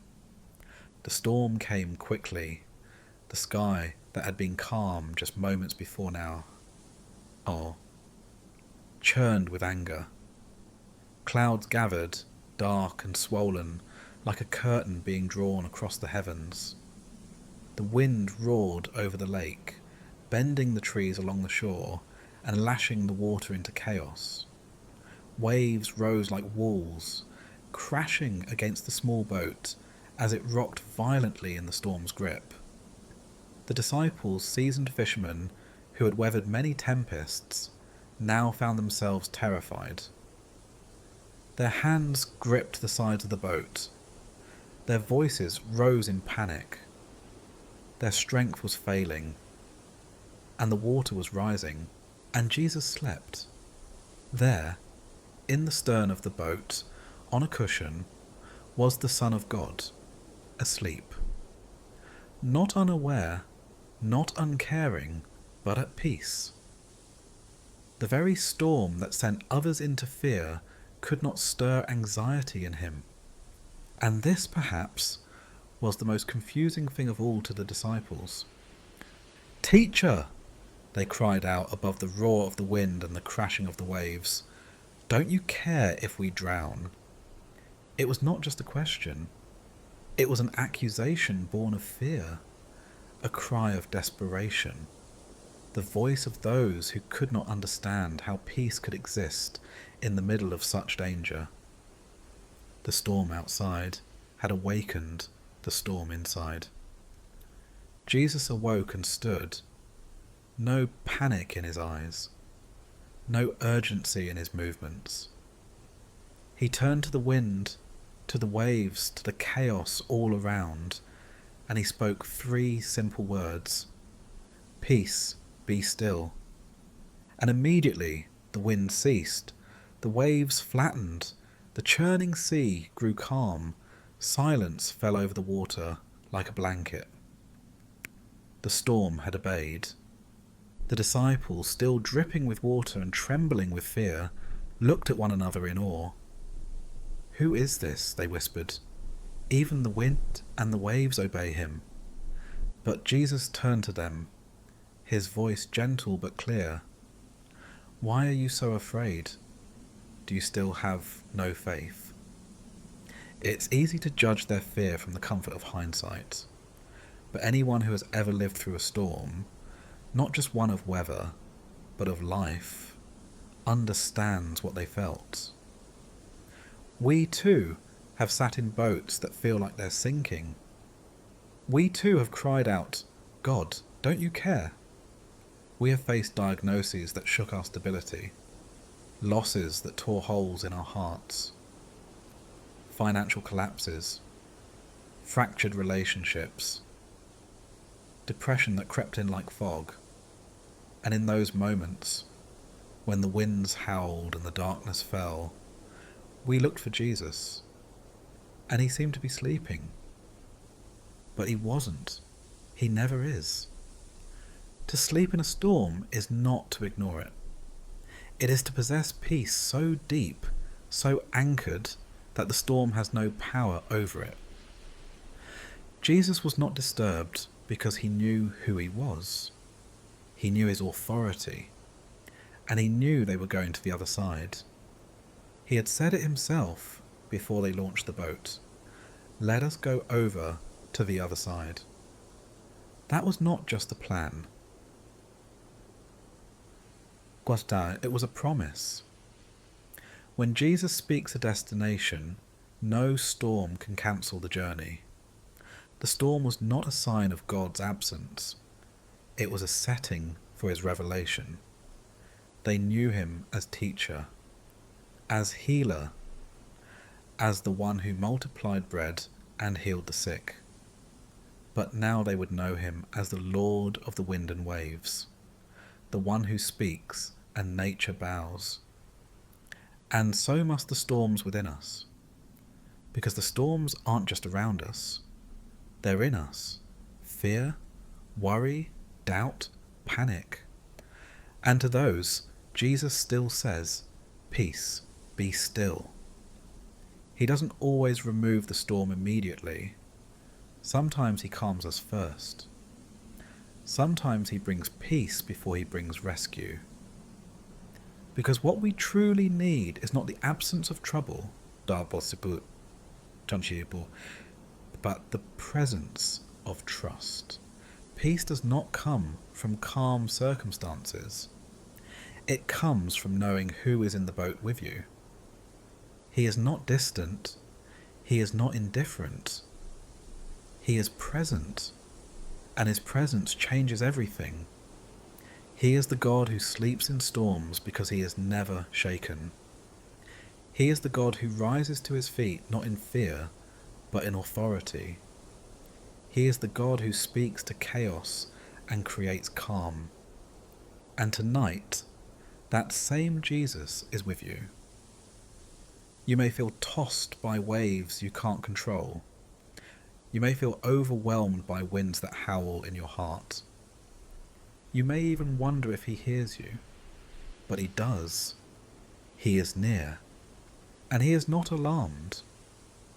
With a single breath, he can still the storm.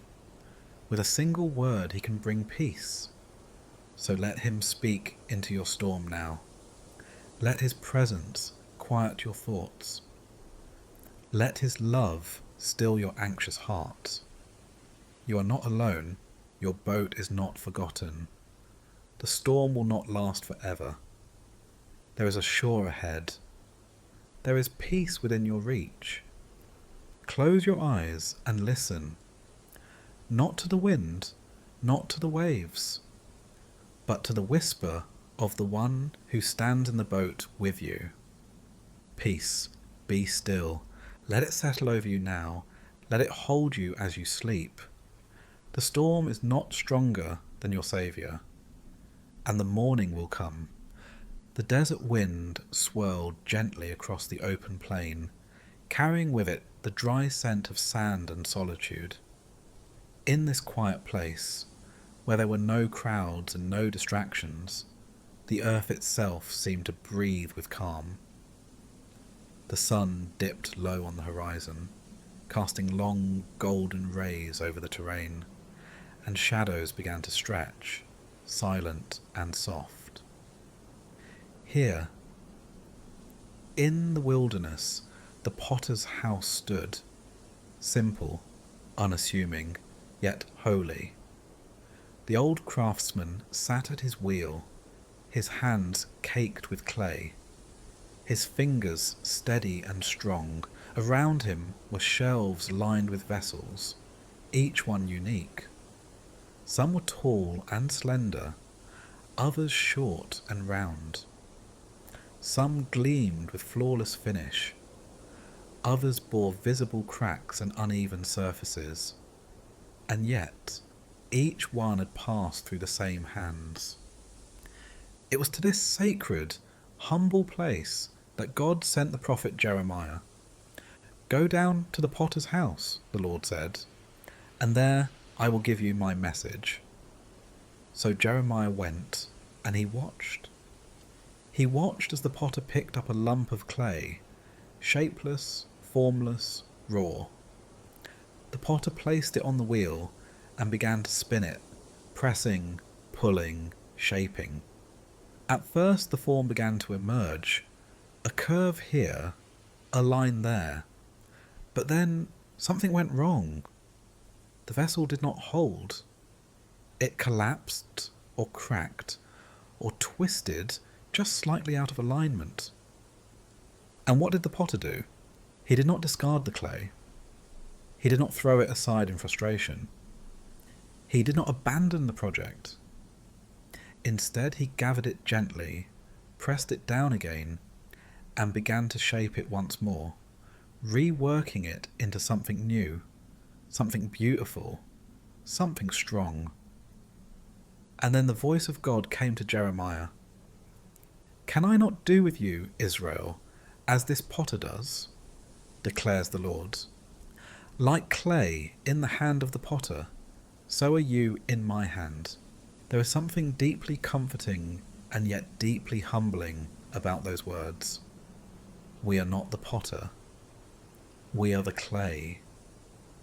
We do not shape ourselves. We are shaped. And sometimes the shaping is painful. Sometimes it feels like being pressed, stretched, torn. Sometimes it feels like the structure we were becoming is suddenly collapsed. Sometimes it feels like everything we thought we were is being undone. But the potter is not punishing the clay. He is refining it. He is working it into something stronger. He sees what it can become, even when we cannot. And he never works without care. His hands are never harsh. They are skilled, intentional, and full of purpose. We live in a world that celebrates self-made identities, that encourages us to mould ourselves according to our own vision. But clay cannot shape itself. Without the potter's hands, it remains a formless lump. Without the wheel, without the water, without the steady, guiding touch, it will never become what it was meant to be. The potter works slowly. He does not rush. Each vessel takes time. And so it is with us. We are not finished. We are not flawless, but we are in his hands. And that makes all the difference. Perhaps you feel today like a vessel that has collapsed, a relationship that cracked under pressure, a dream that dried up in the heat of waiting, a calling that was distorted by fear or failure. Maybe you feel like your life is spinning and you have no control.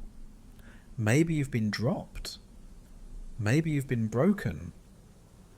But the potter does not discard his creation. He picks it up again. He adds water, the living water of his spirit, to soften what has hardened. He centers the clay on the wheel again, not to punish, but to reshape. He begins the process anew. You are never too marred to be remade. You are never too far gone to be restored. You are never so broken that he cannot rework you. Even in your current form, flawed, unfinished, fragile, you are deeply loved. He sees beauty in you even now. He does not wait for perfection to value you. His hands never leave you, even when the spinning feels endless, even when the shaping feels sharp. He moulds not just your surface, but your heart. He forms you not just for display, but for purpose. He makes you not according to the world's patterns, but his eternal design. And he is patient. He will not rush what takes time. Tonight, as the stillness of the desert settles around you and the hush of evening calms your breath, let this truth fill your soul. You are clay in the hands of the potter, and he is still working. The hands that shaped the stars now shape your life. The fingers that formed the mountains now form your character. The Creator of all things holds you, tenderly, securely, lovingly. You do not need to be finished to be held. You do not need to be perfect to be precious. You only need to be willing. Let him shape your fears into faith. Let him mould your pain into purpose.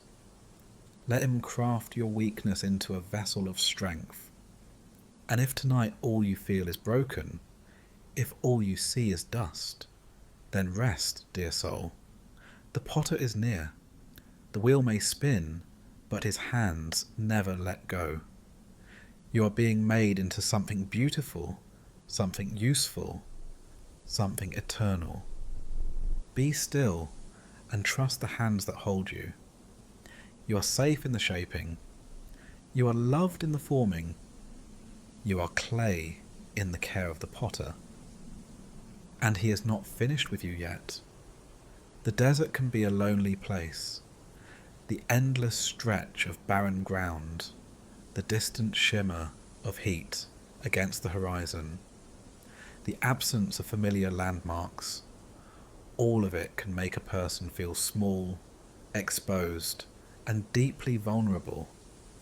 In the stillness of the wilderness, the mind wanders, and fears often whisper louder than faith.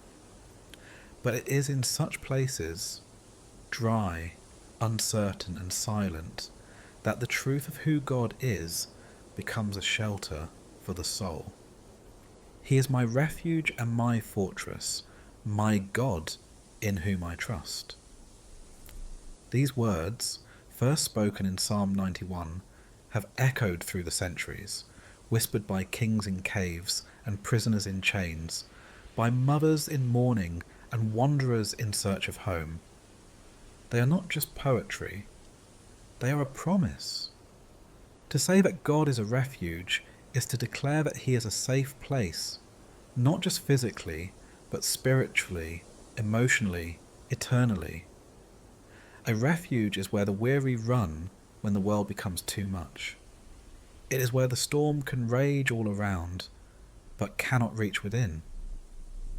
It is the cleft in the rock, the hidden place beneath his wings, the stronghold that cannot be breached. But God is not only a refuge, he is a fortress. A fortress is not hidden. It is bold, mighty, immovable. It is a declaration of strength, of defiance against all who would seek to harm. High walls, heavy gates, impenetrable towers.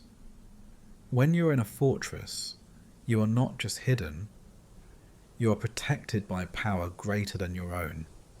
You are defended, surrounded, held. Together, refuge and fortress paint a complete picture of God's care. He is both soft and strong, both sheltering and shielding. He is the gentle embrace and the unshakable wall, and in him you are safe. The psalmist does not say, "He was my refuge," or "He might be my fortress," but he is. Right now, in this very moment. No matter what surrounds you, no matter what season you are in, no matter what battle you face, he is. That declaration is the ground beneath your feet when everything else feels like shifting sand. And the psalmist goes further. My God, in whom I trust. Trust is the doorway into the refuge. It is the key that unlocks the gates of the fortress. Without trust, you may know God is strong. You may even admire his promises, but you won't enter in. You won't find rest. Trust is surrendering your fears, your questions, your attempts to control. It is saying, I don't have to understand the battle to know I am protected. I don't have to see the outcome to know I am held. It doesn't mean the storm disappears. It doesn't mean the desert becomes an oasis overnight. But it means that even in the worst of it, you are not alone. You are not vulnerable to the chaos. You are not at the mercy of the enemy, because your God is your refuge. Your God is your fortress, and he does not sleep. He does not grow weary. He does not step away, even for a moment. When you lie down and close your eyes, he stands guard. When your strength fails, he fights on your behalf. When your heart breaks, he surrounds you with compassion deeper than words. Think of the cities of refuge in ancient Israel, places set apart where the accused could run for safety and be protected from judgment until their case could be heard. They were places of mercy, of justice, of second chances. God is like that for you. A place where you can run no matter what you've done, no matter how heavy your guilt or shame. You're not turned away. You are embraced. You are given rest. You are given hope. Think of the high-walled fortresses of the ancient world, strongholds built to withstand sieges and protect entire communities. These weren't just for kings. They were for the people. God's protection is not just for the spiritual elite. It is for you, right now, wherever you are. When fear comes knocking, speak these words aloud. He is my refuge and my fortress. When doubt creeps in, remind your soul, my God, in whom I trust. Let the enemy hear it. Let your fear hear it. Let the night hear it. And let your heart believe it. Tonight, as the wind brushes across the earth and the stars take their place in the sky, you are not exposed. You are not defenseless. You are not forgotten. You are hidden in him. You are protected by his promises. You are held within walls that no evil can breach. And even in the silence, especially in the silence, he is near. So breathe deeply. Let your shoulders drop. Let your thoughts slow. And settle into the truth. You are safe. Not because life is predictable, not because the road ahead is easy, but because your God is unshakable. He is your refuge, he is your fortress, He is your God, and you can trust him. The desert wind stirred gently, warm and soft, brushing across the barren landscape with a whisper that seemed almost maternal in its rhythm. The sun dipped behind the distant hills, casting a golden haze over the quiet land. Shadows stretched long and low, and as the heat began to fade, a stillness settled, not the stillness of emptiness, but of protection. In that stillness was a truth older than the earth itself. God covers his people.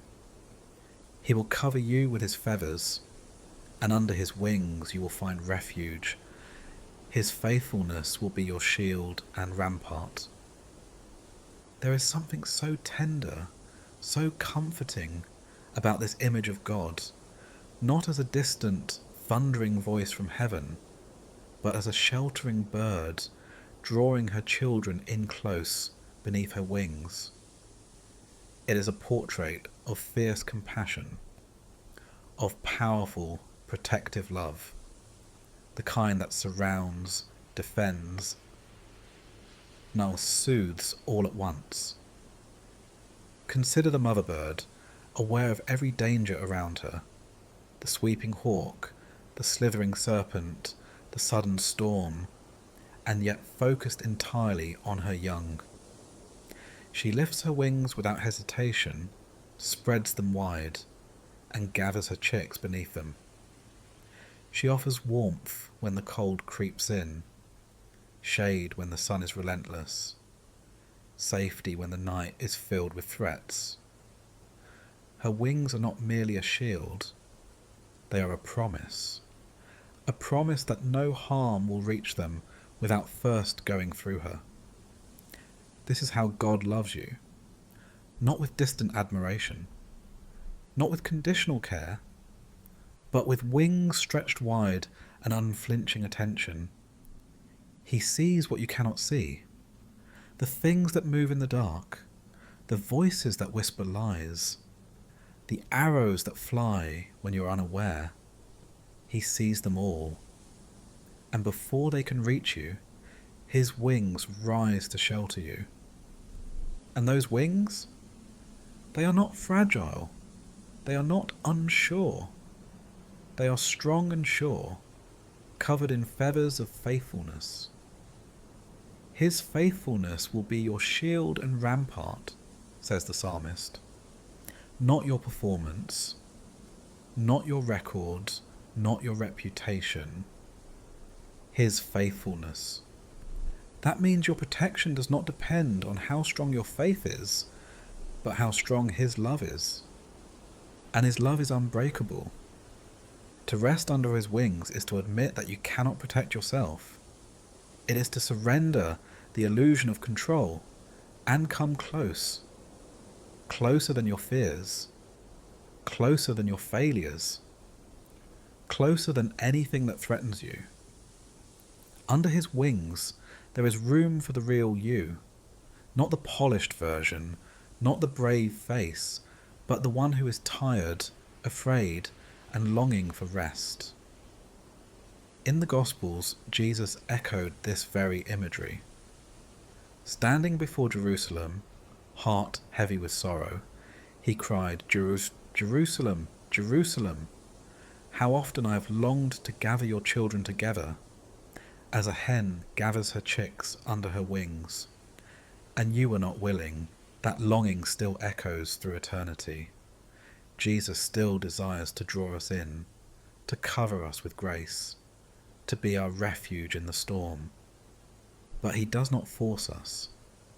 He waits for our surrender, for us to come near, for us to step beneath the shelter he freely offers. What keeps us outside the wings of refuge? Pride, thinking we're strong enough. Shame, thinking we're not worthy. Fear, wondering if he'll truly protect us. Whatever it is, it cannot withstand the truth. He has made a way for you to come near. Through Christ, every barrier has been torn down. Through his sacrifice, the wings of mercy are spread wide, and there is no limit to his shelter. No storm too strong, no sin too dark, no wound too deep. You are not disqualified, you are not forgotten, you are not alone. Tonight, as the sky darkens and the stars begin to glimmer in quiet watch above you, let your spirit draw close to those wings. Let yourself be small. Let yourself be hidden. Let yourself be loved. You don't have to earn this refuge. You don't have to perform for this protection. You only have to come near. Let the warmth of his presence surround you. Let the stillness of his nearness hush your anxious thoughts. Let the beat of his heart become your lullaby. For under his wings you are safe. Under his wings you are seen. Under his wings you are home. And no matter how long the night may last, the one who shelters you does not sleep. He will not leave. His wings will not fold.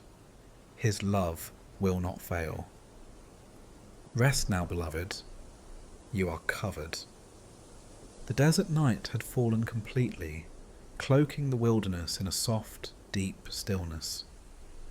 The stars pierced the sky like scattered diamonds, quiet witnesses to the ancient path beneath them.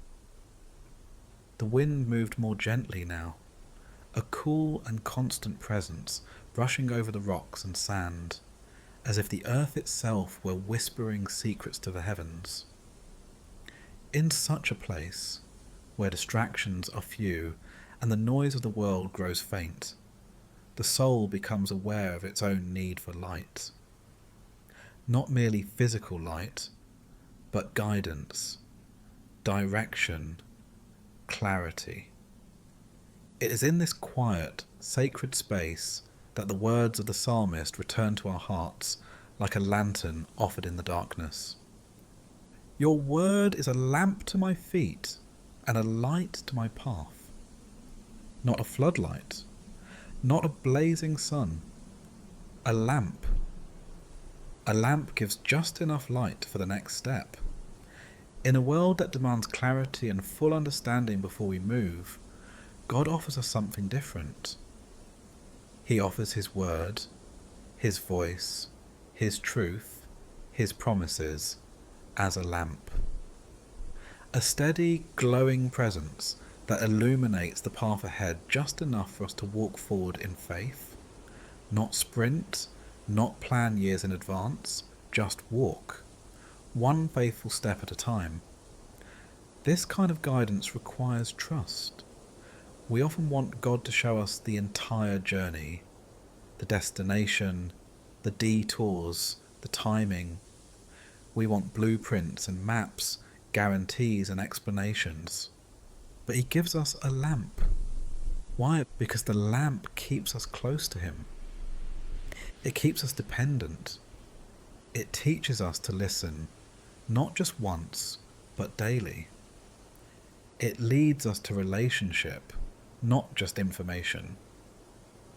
With a lamp, you must stay near to the light. You must pay attention. You must walk slowly, intentionally, aware of each step you take. And that, perhaps more than anything, is what God desires. Not just that we reach a destination, but that we journey with him. His word is not a distant instruction manual. It is a living conversation. It is the breath of the Creator, speaking into your weariness, your wanderings, your wilderness. It is full of stories of others who walked before you.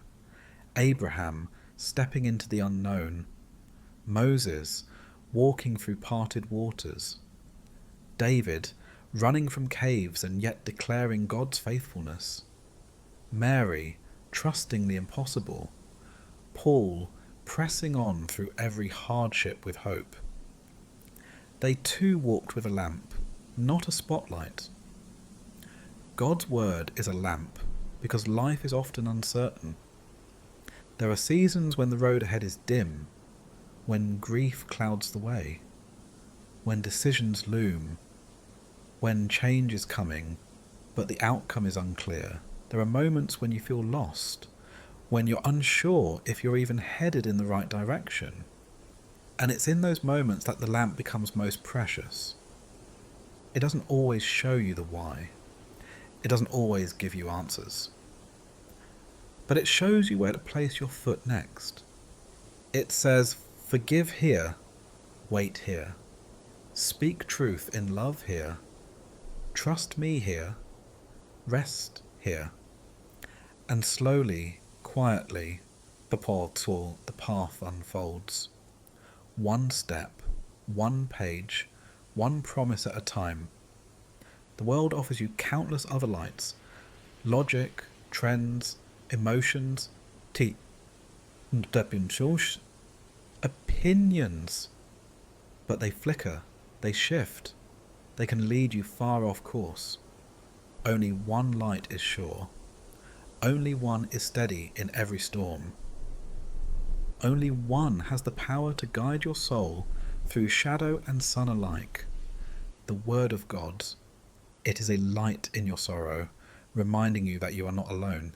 It is a light in your confusion, offering wisdom that is higher than your own. It is a light in your failure, shining mercy over your mistakes. It is a light in your weariness, pointing you to rest. It is a light in your fear, declaring that perfect love casts it out. And it does more than guide, it transforms.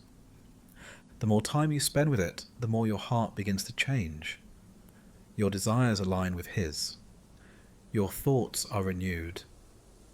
Your eyes are opened to beauty you used to miss. Your ears become tuned to the whispers of grace that once went unnoticed. Tonight, let the lamp be enough. Let the word speak louder than your worry. Let it quiet your anxious thoughts. Let it anchor your soul. You don't need to know the whole path right now. You don't need to understand every turn. You just need to hold the lamp, to open the pages, to hear His voice, to believe that the one who gave you light for today will give you light again tomorrow. So hold it close. Let its glow warm your heart. Let it chase away the shadows. And take the next step. You're not walking alone. The lamp is in your hand. And the God who lit it walks beside you. One step at a time, always. The morning had barely broken when panic seized the servant's heart. He had risen early, as he often did, to begin the day's tasks. But something was different this time. The quiet stillness that usually blanketed the early hours was gone, replaced by a tension in the air that clung to his skin. As he stepped outside, what he saw made his breath catch in his throat. An army, chariots, horses, soldiers, surrounding the city from every direction. Steel glinting in the soft light of dawn, banners fluttering in the wind. The enemy had come silently during the night, and now they waited with drawn weapons and cold eyes. This was not a warning. This was not a show of strength. It was a siege. He turned and ran to his master's chamber, fear etched into his face. "My lord," he cried, his voice trembling, "what shall we do?" Elisha, the prophet of God, rose from his place. He looked out at the same sight, the gathered enemy, the overwhelming force, the impossible odds. But his face did not change. His voice did not falter. Instead, he placed a calm hand on his servant's shoulder and spoke words that would echo through eternity. "Do not be afraid. Those who are with us are more than those who are with them." To the servant, it must have sounded like denial. How could that be? The hills were crawling with soldiers. There was no army at their back, no allies on the horizon. It was just the two of them, an old prophet and a frightened servant, and a city encircled by death. But then Elisha did something more powerful than drawing a sword or raising a banner. He prayed, "Open his eyes, Lord, so that he may see." And in that moment, something shifted. The servant blinked. He looked again at the hills, and what he saw changed everything. The mountains surrounding the city were now ablaze with the presence of heaven. Horses and chariots of fire covered the hills, stretching into the distance, not of man, but of God. Heavenly warriors, angelic forces, a divine host that had stood watch all along, unseen but never absent. The servant gasped, not in fear, but in awe. What had once looked like certain defeat was now a battlefield tilted entirely in their favour. The army that had seemed so large was now small. The threat that had seemed so final now faded in the light of divine presence. This was not imagination. This was not metaphor. This was reality. A greater reality. One that cannot always be perceived with natural eyes, but one that exists nonetheless. And this story, tucked into the pages of ancient scripture, still speaks today. Because we too are surrounded.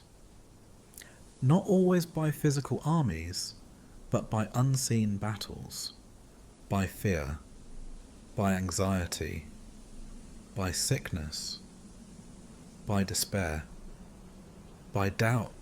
Don't. Circumstances close in, and the enemy seems to rise with every dawn. There are days when it feels like you're outnumbered, when the odds are against you, when your strength is gone, when hope flickers like a fragile flame. And in those moments, the same cry rises from our hearts. What shall we do? But heaven answers now, as it did then. Do not be afraid. Those who are with you are more than those who are with them. You may not see it yet, but you are not alone. You are surrounded by the presence of God, by his angels sent to minister and guard, by his Spirit who lives within you, by his promises which cannot fail. And his protection is not passive.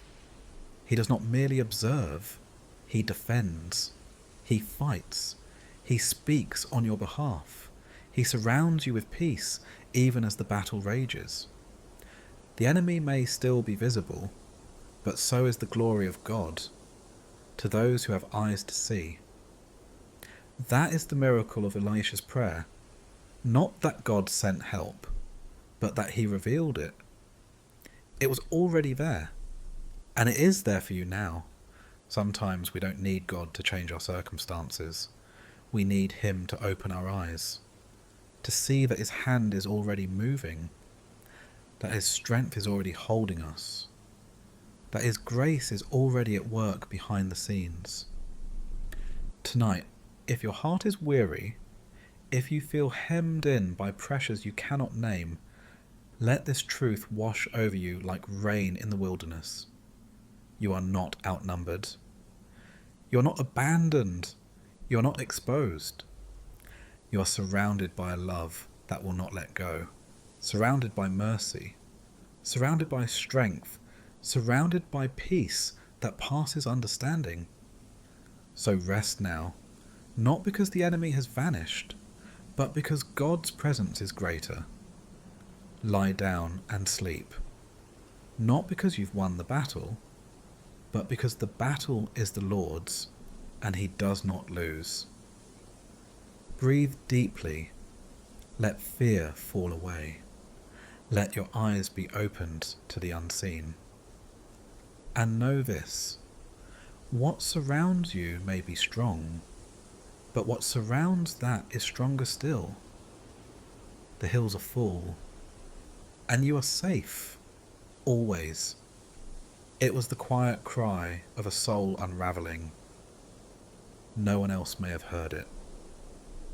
No one else may have seen the tears or noticed the way the shoulders slumped just a little more with each passing day. But heaven did. Heaven always does. Because no cry, no sigh, no whisper of pain is ever wasted in the presence of the one who collects tears as if they were treasure. You keep track of all my sorrows. You have collected all my tears in your bottle. You have recorded each one in your book. Psalm 56:8. What a mystery! That the God who formed galaxies, who set the boundaries of oceans and carved the heights of mountains, would stoop down low enough to see a single tear fall. That he would not just see it, but catch it. That he would treat your sorrow not as weakness, not as inconvenience, but as something sacred, something worth preserving. The world often brushes past pain. It moves quickly through suffering, uncomfortable in its presence. Tears make others uneasy. They're often met with cliches or silence, or worse, with rejection. We're told to be strong, to move on, to smile through the ache. But God never says that. He never tells you to hide your tears. He never rebukes you for weeping. In fact, he makes space for it. He dignifies it. In the ancient world, it was not uncommon to collect tears in small bottles, called lacrimatories, as a symbol of grief and love. They were often placed in tombs or kept as memorials. But the imagery in Psalm 56:8 goes beyond tradition. It speaks of a God who doesn't just comfort from a distance, but steps into our mourning, who gathers our tears with tenderness, who sees each one as significant. He knows what each tear means. The one shed in secret in the dark of night when the house is still and no one is watching. He saw that one. The one you quickly wiped away before anyone noticed. He caught it. The one that fell without sound, born from disappointment too deep for words. He understands it. The tear of fear before a doctor's report. The tear of loneliness in a crowded room. The tear of heartbreak as you watched someone walk away. The tear of regret over words spoken too quickly or love withheld too long. He has seen them all, and he has not forgotten a single one. He has recorded them, not as a list of sorrows, but as a testament to your endurance, your story, your honesty, your faith, even when fragile, to bring your grief to him. Tears are not signs of defeat. They are signs of humanity. Signs that your heart has not turned to stone, that you have loved, that you have hoped, that you have longed for something good and beautiful, that you have felt deeply, and in that depth you have touched the heart of God. Because he weeps too. Jesus, the very image of the invisible God, wept at the tomb of his friend Lazarus. Though he knew resurrection was moments away, he still wept. He did not dismiss the sorrow of those around him. He did not fast forward through grief. He entered it, sat with it, shared in it, and he does the same with you. When you cry, you do not cry alone. When you mourn, you do not mourn unseen. You are not too emotional. You are not too fragile. You are not too broken. You are loved. You are known. You are held. Your tears are safe with him. They do not vanish into the dust. They do not go unnoticed in the wind. They are gathered gathered, valued, remembered, and one day, oh, one day, he will do what only he can do. He will wipe away every tear from every eye, not with a harsh command to be over it, but with the gentle hand of a father who knows the cost of every drop. A father who has carried your sorrows, who has borne your grief, who has walked through your nights and waited with you for the dawn. Revelation 21:4 says, "He will wipe every tear from their eyes. There will be no more death, or mourning, or crying, or pain, for the old order of things has passed away." That day is coming, but until then, every tear matters.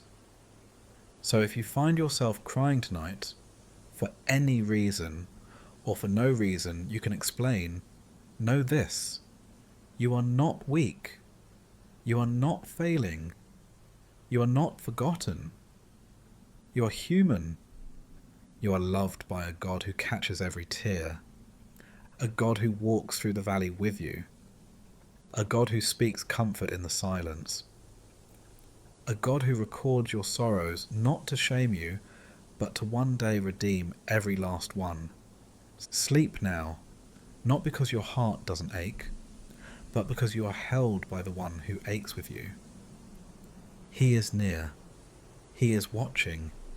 He is catching even the tears you do not have the strength to cry. And in time, in his time, joy will return. The tears will stop. The dawn will break. And all that was once broken will be made whole. For the one who collects your tears will one day give you beauty for ashes, and joy will rise from the weeping. You are not alone, not now, not ever. There is a kind of rest the body craves at the end of a long day, the ache in your muscles that pleads for sleep, the weight in your eyes that asks for stillness. But deeper still is the rest the soul longs for, a place to exhale, not just physically, but spiritually. A refuge for the heart that has been carrying too much for too long. That kind of rest cannot be found in a bed, or a chair, or a few hours of sleep. That kind of rest can only be found in God. Truly my soul finds rest in God. My salvation comes from him. Psalm 62:1. These words were penned by David, a man who knew what it was to run, to fight, to be hunted, betrayed, and misunderstood. He was not unfamiliar with chaos. His life was not one of uninterrupted peace or predictable ease. And yet he wrote, with quiet confidence, "Truly my soul finds rest in God. Not might, not sometimes, truly." What is this rest he speaks of? It is not the escape from responsibility. It is not the absence of conflict. It is not even the achievement of every desire. It is the deep, grounding peace that comes from knowing who holds your life, who secures your soul, who anchors your hope. David had armies at his back and enemies at his gates, but he had learned a sacred secret. Rest is not found in favourable circumstances. Rest is found in a faithful God. My soul finds rest in God. Not in success, not in people's approval, not in plans going smoothly, not in health, wealth, or comfort, only in God. Because everything else shifts.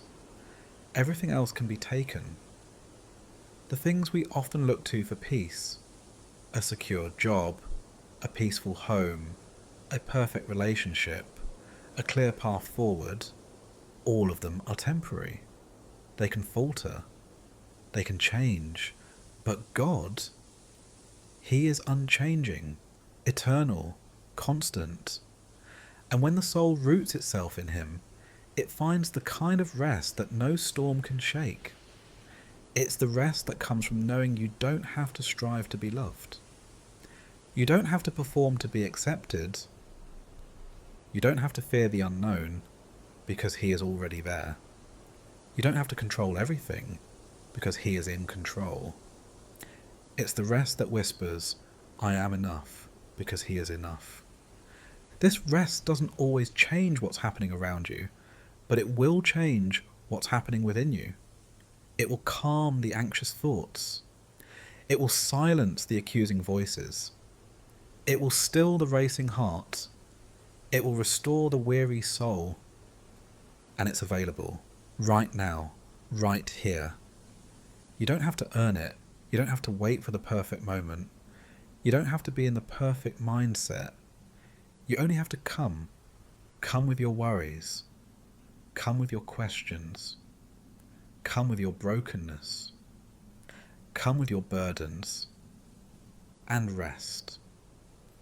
Come to me, Jesus said, all you who are weary and burdened, and I will give you rest. Matthew 11:28. He does not say, come to me when you have it all together. He does not say, come to me once you've figured it out. He simply says, come. And that is the posture of true rest. Coming to him, laying it all down, leaning not on your own understanding, but on his unchanging love. Rest is not inactivity, it's trust. Rest is not escape, it's surrender.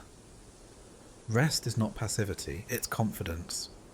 Confidence that you are held, known, loved. When David says, my salvation comes from him, he's declaring that all the saving, all the fixing, all the making things right, that's God's job, not his. And that frees us to stop trying to be our own saviour. It frees us to stop carrying what we were never meant to bear alone. So tonight, let your soul return to rest. Let it stop striving. Let it stop spiralling. Let it breathe. You don't need to have the answers. You don't need to solve tomorrow. You don't need to prove your worth. You need only to rest in the arms of the one who already knows, already sees, already cares. Rest in the God who knit you together and knows every longing in your heart. Rest in the God who walks beside you, even in the shadows. Rest in the God who never slumbers, who keeps watch while you sleep. Rest in the truth that grace is not something you earn, it's something you receive. And if your thoughts return to fear, return to stress, return to the weight of it all, gently guide them back to him. Whisper again and again if you must. My soul finds rest in God. He is your safe place, your firm foundation, your hiding place, your peace in the storm. So close your eyes now, loosen your grip, lay down the burdens, and rest. Not just your body, but your soul. Let him hold it all. Let him carry what you cannot. Let him be the quiet you need, the stillness you crave, the rest you were created for. He is near. He is enough. And he is your rest, now and forever. The desert is a place of testing, but it is also a place of teaching. When the journey is long and the path uncertain, even the strongest begin to stumble. The feet grow sore, the muscles ache, the heart grows faint. The relentless heat of hardship, the dryness of unanswered prayers, the weight of unchanging circumstances, all these press heavily on the soul. And yet, it is in these very moments when everything inside cries out, I can't go any further, that a quiet, unwavering truth rises from the dust. He gives strength to the weary. There is no shame in being weary. Weariness does not mean weakness. It means you have been walking, carrying, enduring. It means you have been trying, hoping, waiting. Even Jesus, in his humanity, grew tired. He sat by the well in Samaria, not because he was incapable, but because he was fully human and knew what it meant to be exhausted from the journey. He rested, he paused, and he was met by the opportunity to offer living water to another weary soul. The God who formed the stars and set the earth in motion is not surprised by your fatigue. He does not grow impatient with your weakness. He draws near to it. Even youths grow tired and weary, the prophet Isaiah wrote, and young men stumble and fall, but those who hope in the Lord will renew their strength. The strength you need does not come from within. It comes from above. It is not summoned by willpower or positive thinking. It is received. It is poured out. It is a gift from the one who has an endless supply. He doesn't offer the kind of strength that merely helps you survive. He offers strength that renews. Strength that lifts your head when it hangs low. Strength that steadies your shaking hands. Strength that allows you to keep walking, even when the road is steep and the way unclear. The Hebrew word used in Isaiah for renew can also mean exchange. You give God your weakness, and he gives you his strength. It is a divine trade, a sacred transaction. Your weariness is not a disqualification. It is your invitation. Come to him not once you've recovered, but now, especially now, when the burden feels heaviest, when your heart feels most fragile, when your thoughts are tired and tangled.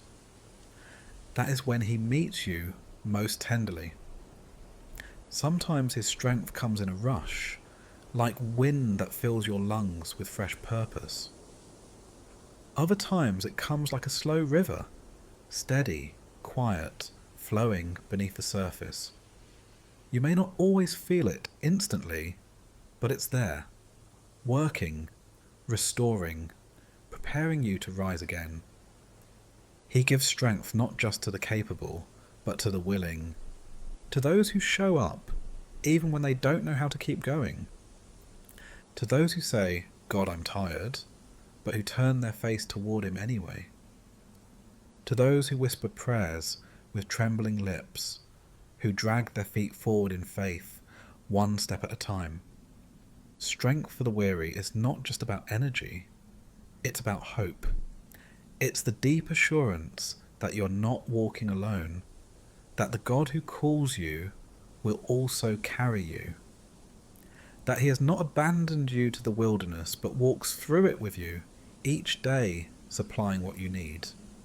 Just like he gave manna to the Israelites on not a month's supply, but enough for each day. So he gives you strength, not for every battle at once, but for today's, for this hour, for this breath. You may not have the strength for tomorrow yet. Does he? That's okay. Tomorrow's grace will come tomorrow. But today, right here, he gives you enough. Enough to breathe. Enough to rest. Enough to pray. Enough to keep going. Tonight, as the stars spread like a quiet chorus across the desert sky, lay down the weight you have been carrying. Let the silence wrap around you like a blanket. Let your shoulders loosen. Let your heart slow. And listen for the voice that speaks to the weary, not with commands but with comfort. I see you. I am with you. I will strengthen you. You do not need to be strong enough. You only need to be close enough. Close enough to hear him whisper your name. Close enough to let him bear the weight. close enough to feel his strength begin to rise in you again, not your own, but his. So rest now, not because the journey is over, but because your strength is near. And in the morning, when the sun rises again, so will you. Not in your own power, but in his. He gives strength to the weary. And that is enough. The night is often the hardest time. When the sun fades and the sky deepens into shadow, the world grows quiet, but the mind does not. In the stillness, the thoughts come, the worries stir, the questions whisper, the regrets echo. And for those walking through darkness, whether of grief, uncertainty, or inner sorrow, the quiet hours stretch long. It is in such moments that this ancient promise becomes a lifeline. The people walking in darkness have seen a great light. On those living in the land of deep darkness, a light has dawned. Isaiah 9:2. These words were first spoken to a nation bowed low with despair, a people exiled, grieving, afraid. The land was thick with gloom, and hope felt like a memory. And then, in the midst of the darkness, came this declaration: light is coming. Not just any light, not the light of understanding or circumstance or resolution, but the light of presence, of promise, of God himself entering into the dark to be with his people. That light was not a distant fire in the sky, but a child born in Bethlehem, vulnerable, small, wrapped in cloth and cradled in a manger. The light of the world came not in blazing power, but in humility, not to avoid the darkness, but to walk into it. He entered into our pain, our sorrow, our confusion. He became like us, so that we could know him, so that we would never again be alone in the dark. The darkness you walk through now is not unfamiliar to him. He has felt it, he has carried it, and he has overcome it. When Isaiah speaks of a great light, he does not speak of something faint or flickering. He speaks of something overwhelming, something undeniable, something that changes everything it touches. And when that light shines, it doesn't just brighten the darkness, it defines it. It sets a boundary around it. It says, this far and no farther. You do not get the final word, because light always wins. Even a tiny flame breaks the grip of pitch blackness.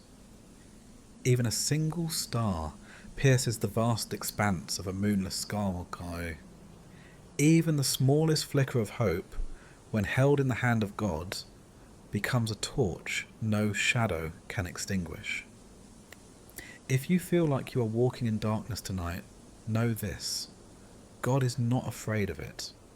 He is not pacing in worry. He is not searching for a solution. He is the solution, and he is with you. The path may be unclear, the questions may remain unanswered, but the light has come, and that light is Jesus.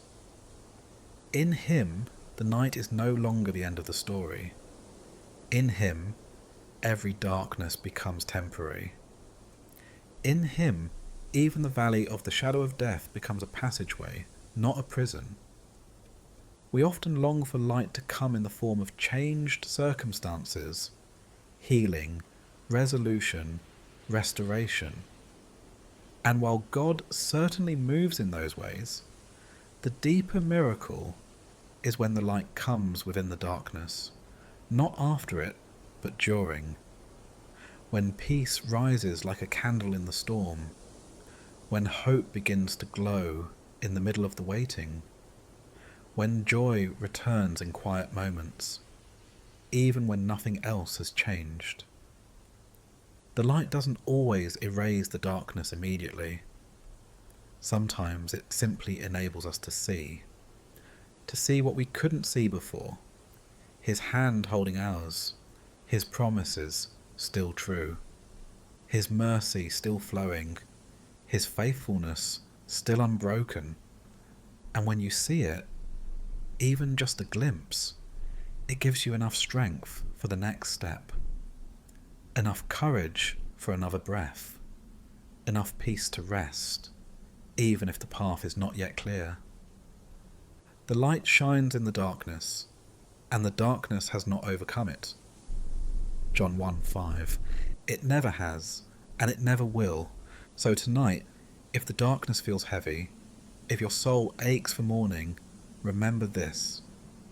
You are not forgotten. You are not wandering aimlessly. You are not left to face this alone. The light of the world walks with you, beside you, within you. He does not rush you through the dark. He accompanies you in it. He whispers truth when lies scream loud. He brings calm where panic threatens. He gives rest, not just to the body, but to the soul. You may not feel the light yet. That's okay. Feelings are not the measure of reality. Faith is. And faith says that even when the darkness is deep, the dawn is sure. Even when your heart is tired, your hope is safe in his hands. Even when the night is long, the light has already come, and it is coming again. There is no darkness so deep that his light cannot reach it. There is no pain so profound that his presence cannot heal it. There is no shadow so large that it can block his promise. The people walking in darkness, that's you, that's me, that's every weary soul who has ever asked, how much longer, have seen a great light, and that light still shines. Let it reach you now. Let it warm the corners of your heart. Let it guide you through the shadows. You do not have to fear the night, because the light is here, and he is not going anywhere. There is a place the world cannot touch, a place hidden, holy, still. It does not exist on any map, and yet it is more real than any mountain, any city, any home. It is not built by human hands or marked by signs. It is a sanctuary not made of stone or steel, but of presence, the presence of God. Scripture calls it the secret place. He who dwells in the secret place of the Most High shall abide under the shadow of the Almighty. Psalm 91:1. The secret place is not a location you find with your feet. It is a posture of the soul. It is the deep, sacred nearness between God and the one who seeks him. A refuge not just from danger, but from noise, from pressure, from fear, from everything that wages war against the peace of the heart. To dwell means to live, to remain, to settle. It is not a visit. It is not an emergency shelter. It is home, and what a home it is. In the secret place, you are not defined by your failures. You are not exposed to the expectations of others. You are not chased by the regrets of your past or the fears of your future. You are simply with him, and he is with you. The Most High, not the almost high, not the barely present, not the far away figure you must impress, but the Most High, invites you to dwell. He does not say, come when you're worthy. He does not say, come once you've fixed your mess. He says, come. Come on, just as you are, broken, tired, hopeful, unsure, longing. And when you come, you do not stand exposed in the harsh light of judgment. You abide under the shadow of the Almighty. Shadows are places of cover, of shade, of rest. In the heat of the desert sun, a shadow becomes salvation. It cools what burns. It softens what scorches. And this shadow, the shadow of the Almighty, is more than just relief. It is protection. It is intimacy. To abide under his shadow is to live close enough to him that his presence covers you. You are not far off. You are tucked in close, near enough to hear his whisper, near enough to feel his heartbeat. The world shouts. The news scrolls endlessly. Demands pile high, anxieties creep in like fog. But in the secret place, none of those voices have authority. They may knock at the door, but they cannot enter. They may rage outside, but the walls of this place are lined with the promises of God, and every promise is yes and amen in Christ. Here, in this sacred space, you are safe. Safe from the accusations of the enemy. Safe from the tyranny of perfectionism. Safe from the weight of shame. Safe from the need to perform, to prove, to earn.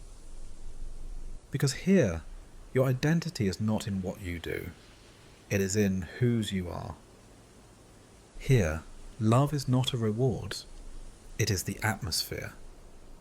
Here, peace is not fragile. It is foundational. Here, you do not strive to be seen. You are already fully known, and still fully loved. So how do you enter this place? Not by effort, but by surrender. Not by noise, but by silence. Not by strength, but by need. You enter through the door of trust, and you stay through the practice of presence.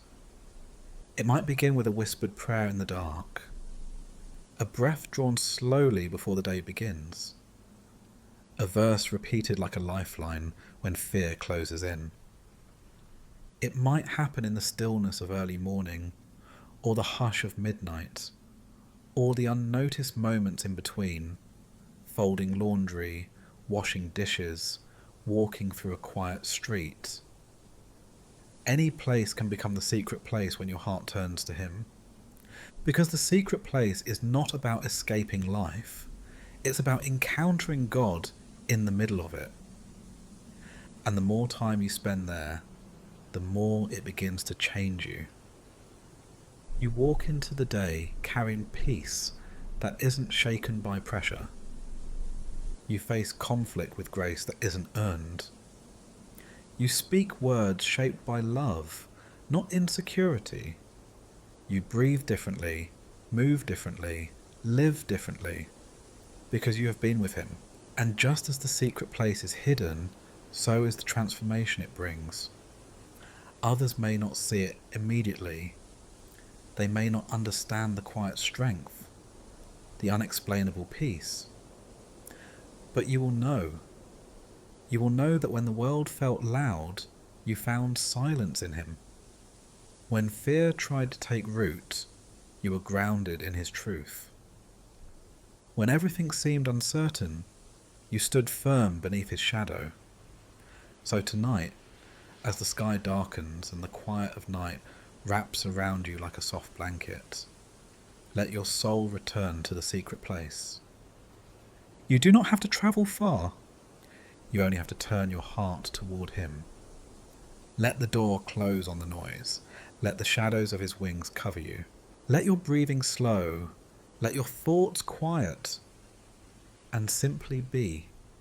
He is already there, waiting, not with disappointment, but with delight. Not with judgment, but with open arms. Not with demands, but with rest. This is your place with him, forever. There is something holy about silence. It is not merely the absence of sound, but the fullness of presence. It is not emptiness. It is space. space for the soul to breathe, space for the spirit to speak, space for healing to unfold. And yet, silence can be uncomfortable, even painful, because in the stillness, there is nothing to distract us from ourselves, no noise to hide behind, no busyness to mask our fears, no performance to earn approval. But it is in this silence, this sacred quiet, that we hear the voice that matters most. Be still and know that I am God. Psalm 46:10. This is not a suggestion for moments of convenience. It is not a gentle encouragement whispered in times of rest. It is a command, one that cuts through the noise of our inner world and invites us into a posture the modern soul resists: stillness. We often equate motion with meaning. We measure worth by productivity, identity by accomplishment, success by speed. The world trains us to move constantly, to fill every moment, to never stop reaching. Stillness, in that context, feels foreign, even dangerous. It can feel like falling behind, like losing control. But God is not found in frenzy. He is not discovered in chaos. He is not revealed in the rush. When Elijah fled to the wilderness, broken and afraid, he waited on a mountain for God to speak. A mighty wind tore through the rocks, but God was not in the wind. An earthquake shook the ground, but God was not in the earthquake. A fire blazed, but God was not in the fire. And then, after all that, came a gentle whisper. It was in the stillness that God made himself known. To be still is to stop striving. To be still is to let go of what you cannot control. To be still is to admit you are not God, and to remember that he is. It is only in this quiet that true knowing happens. Be still and know, not speculate, not assume, not fear, but know. Know that he is present. Know that he is sovereign. Know that he is faithful. Know that he is working, even when you cannot see it. Stillness is not passive. It is deeply active. It is the brave decision to trust, to sit in the unknown and choose belief, to release anxiety and cling to truth, to stop moving long enough to remember that the one who holds the stars also holds you. When we are still, we begin to hear again. We hear the voice of peace saying, "You are mine." We hear the heartbeat of God, steady and sure. We remember that we are not the source of our own strength, that grace does not come from grinding, and that hope is not built on hustle. In stillness we learn to listen to the Word, to the Spirit, to the quiet invitation of God saying, "Come closer." Stillness also teaches us humility. It reminds us that the world keeps spinning even when we pause, that the weight we carry is not ours to bear alone, that there is a Saviour who neither slumbers nor sleeps, who guards and guides and governs with perfect love. You don't have to solve everything before you sleep. You don't have to prove yourself one more time. You don't have to earn rest. It is your birthright as a child of God. Even creation teaches this. After 6 days of forming light and land and sea and sky, of creating beauty and order and life, God rested. Not because he was tired, but because rest is holy. Stillness is not what we do after the work is done. It is part of the work. Stillness prepares us. Stillness strengthens us. Stillness restores us. Jesus often withdrew to quiet places, not because he was avoiding people or responsibilities, but because he needed communion with his Father. He made space for silence, for solitude. He showed us that to truly give, we must first receive, and stillness is how we receive. So tonight, create a quiet place, not just around you, but within you. Turn down the volume of fear. Close the doors of distraction. Lay down the burdens of trying to be everything for everyone, and be still. Let the silence speak. Let your soul come home. Let the Spirit breathe peace into places you've kept guarded. There is no pressure here, no performance. Just presence, just love. Just a God who is endlessly patient, endlessly kind, endlessly enough. Be still, beloved. You are not alone. You are not forgotten. You are not too far gone. He is here. And in his presence you can stop striving. You can let the tears come. You can let the questions linger. You can rest. Because in the stillness, he reminds you, I am God. I am your refuge. I am your strength. I am with you, even now, especially now. So breathe, be still, and know, sometimes the storm isn't outside of us. It's within. It's not the thunder rolling through the sky, or the lightning tearing across the clouds. It's the restlessness in our minds, the racing thoughts, the heaviness in our chest. It's the questions we can't answer, the burdens we can't put down, the uncertainty that keeps us awake long after the world has gone to sleep. And when that storm swells inside, it can feel as though peace is something just out of reach, like trying to catch mist in your hands. We long for stillness, for calm, for a soft place to rest our heads and our hearts. But sometimes peace seems like a visitor that never stays long. And then Jesus speaks. Peace I leave with you, my peace I give to you. I do not give to you as the world gives. Do not let your hearts be troubled, and do not be afraid. John 14:27. He didn't say, peace will come when the circumstances change. He didn't say, peace will come after the storm passes. He said, my peace I give to you, right here, right now, in the middle of the unknown, in the midst of the noise, in the eye of the storm. It's not just any peace, it's his peace. The peace of Jesus is not like the peace the world offers. The world offers temporary relief, momentary silence, a distraction here, a comfort there. But the peace of Jesus goes deeper. It is not the absence of trouble. It is the presence of the Saviour.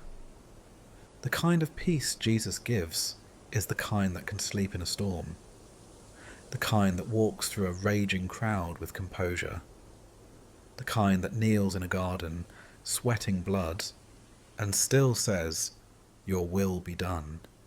This is the peace he offers you. And he gives it freely, not as a reward, but as a gift. He does not wait for you to earn it.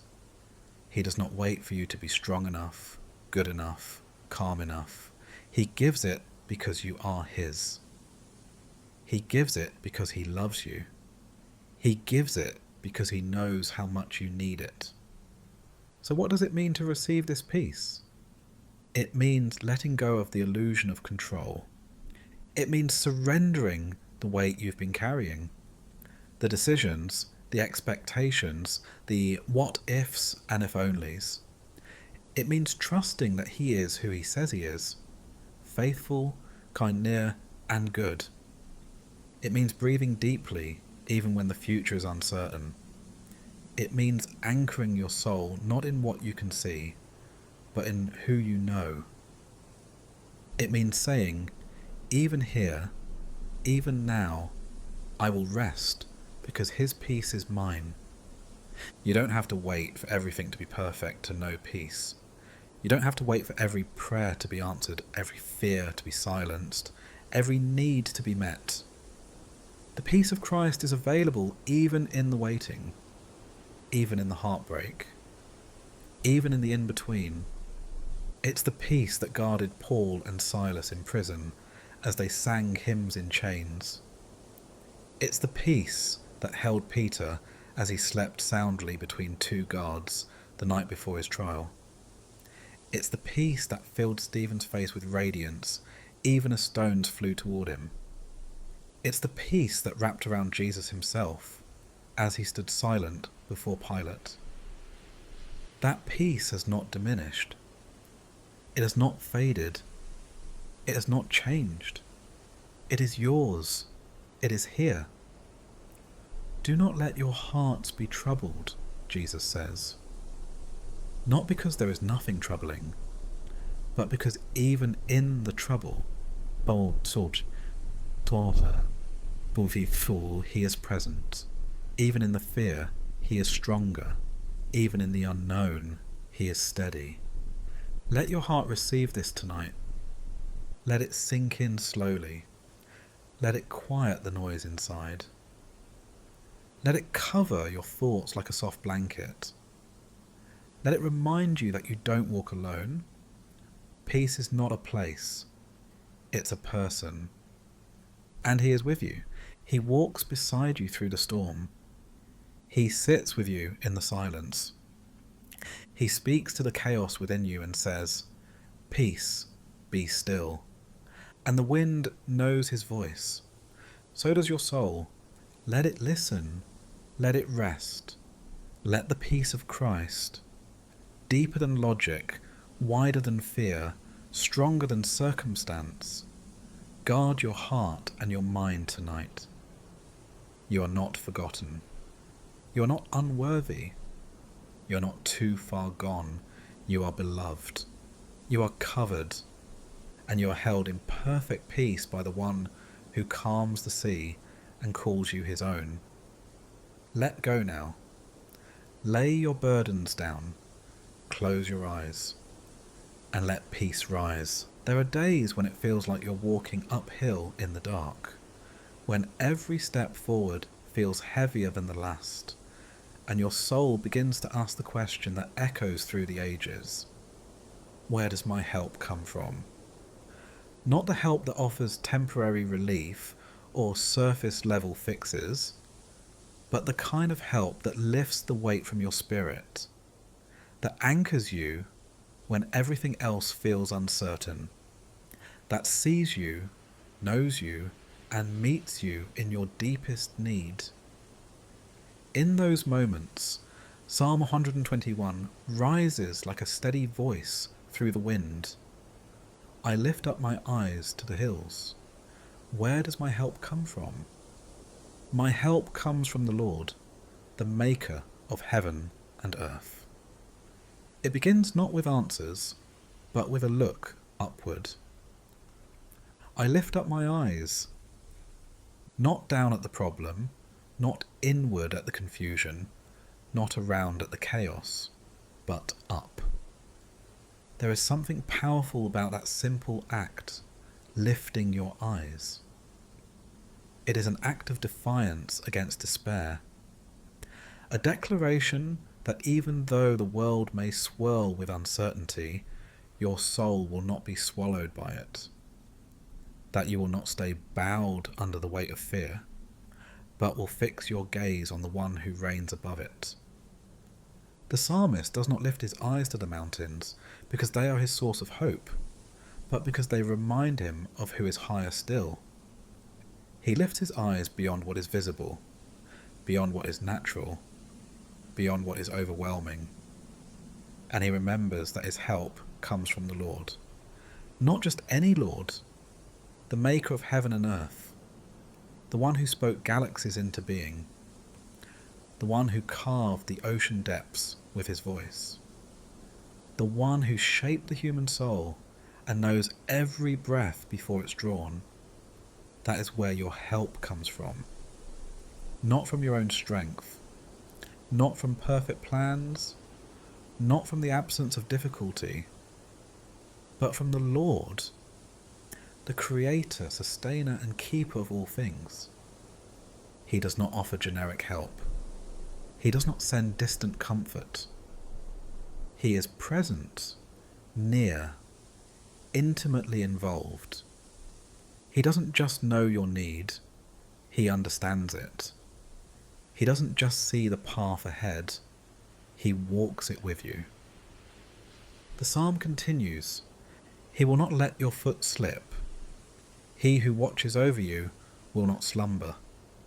Indeed, he who watches over Israel will neither slumber nor sleep."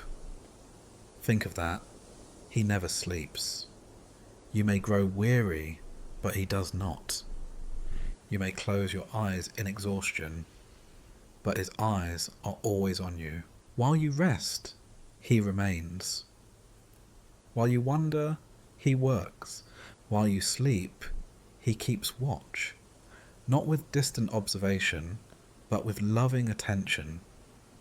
He does not miss a moment, not a step, not a sigh, not a single tear. And he guards you, not just from danger without, but from despair within. He is not just the God who helps, he is the God who keeps. The psalmist uses that word again and again. He will keep you. The Lord watches over you. The Lord is your shade at your right hand. The sun will not harm you by day, nor the moon by night. The Lord will keep you from all harm. He will watch over your life. The Lord will watch over your coming and going, both now and forevermore. This is not poetic fluff. It is a promise that in every moment, in the scorching heat of the day, in the silent fears of the night, God is watching over you, protecting you, providing for you, guarding you, keeping you, even when you cannot see it, even when you do not feel it, even when everything in you wonders if he's still there. He is. And he is not just guarding the surface. He is guarding your life, your soul, your journey, your destiny, your every coming and going, your first breath and your final one, your rising and your resting, all of it under his faithful, unfailing care. So when the road grows steep, lift your eyes. When the journey feels long, lift your eyes. When your strength fails and your questions multiply, lift your eyes. Not to the horizon, not to your own hands, not to fleeting sources of comfort. Lift your eyes to the one who made the mountains, to the one who shaped the path beneath your feet, to the one who walks beside you and promises, "I will never leave you." Tonight, let these words wrap around your soul like a blanket. Your help comes from the Lord. You are not alone. You are not forgotten. You are not helpless. You are held by the Maker of heaven and earth. So breathe deeply, rest fully, lift your eyes, and let your heart be still, for your Keeper is near. There is a kind of darkness that doesn't fall from the sky, but rises from within. A night of the soul that settles in slowly, silently, until it wraps itself around every thought, every feeling, every prayer. In such seasons, even the strongest can feel fragile. Even the most faithful can feel forgotten. It's not always clear why it comes. Sometimes it follows loss, grief, disappointment. Sometimes it arrives without warning or reason. but it brings with it the same quiet question. Is God still with me here? In that darkness, when emotions go quiet and prayers seem to echo off the walls, the words of Psalm 34:18 begin to shine. Not like a blazing sunrise, but like a small, steady candle in the night. The Lord is close to the broken-hearted and saves those who are crushed in spirit. This is not a verse meant to sit on greeting cards or pass casually through conversations. This is the voice of God spoken into the raw ache of human suffering, into the confusion, the heartbreak, the silent rooms where grief hangs heavy. It does not minimize the pain. It meets it. The broken-hearted, the crushed in spirit. These are not poetic metaphors. These are the real, lived experiences of souls who feel shattered. Those who have lost someone they love. Those who have failed and fallen and wept over what could have been. Those whose prayers feel unanswered, whose dreams lie in pieces, whose joy has been replaced by a dull, aching void. And to them, to you, if that's where you find yourself, God says, I am close.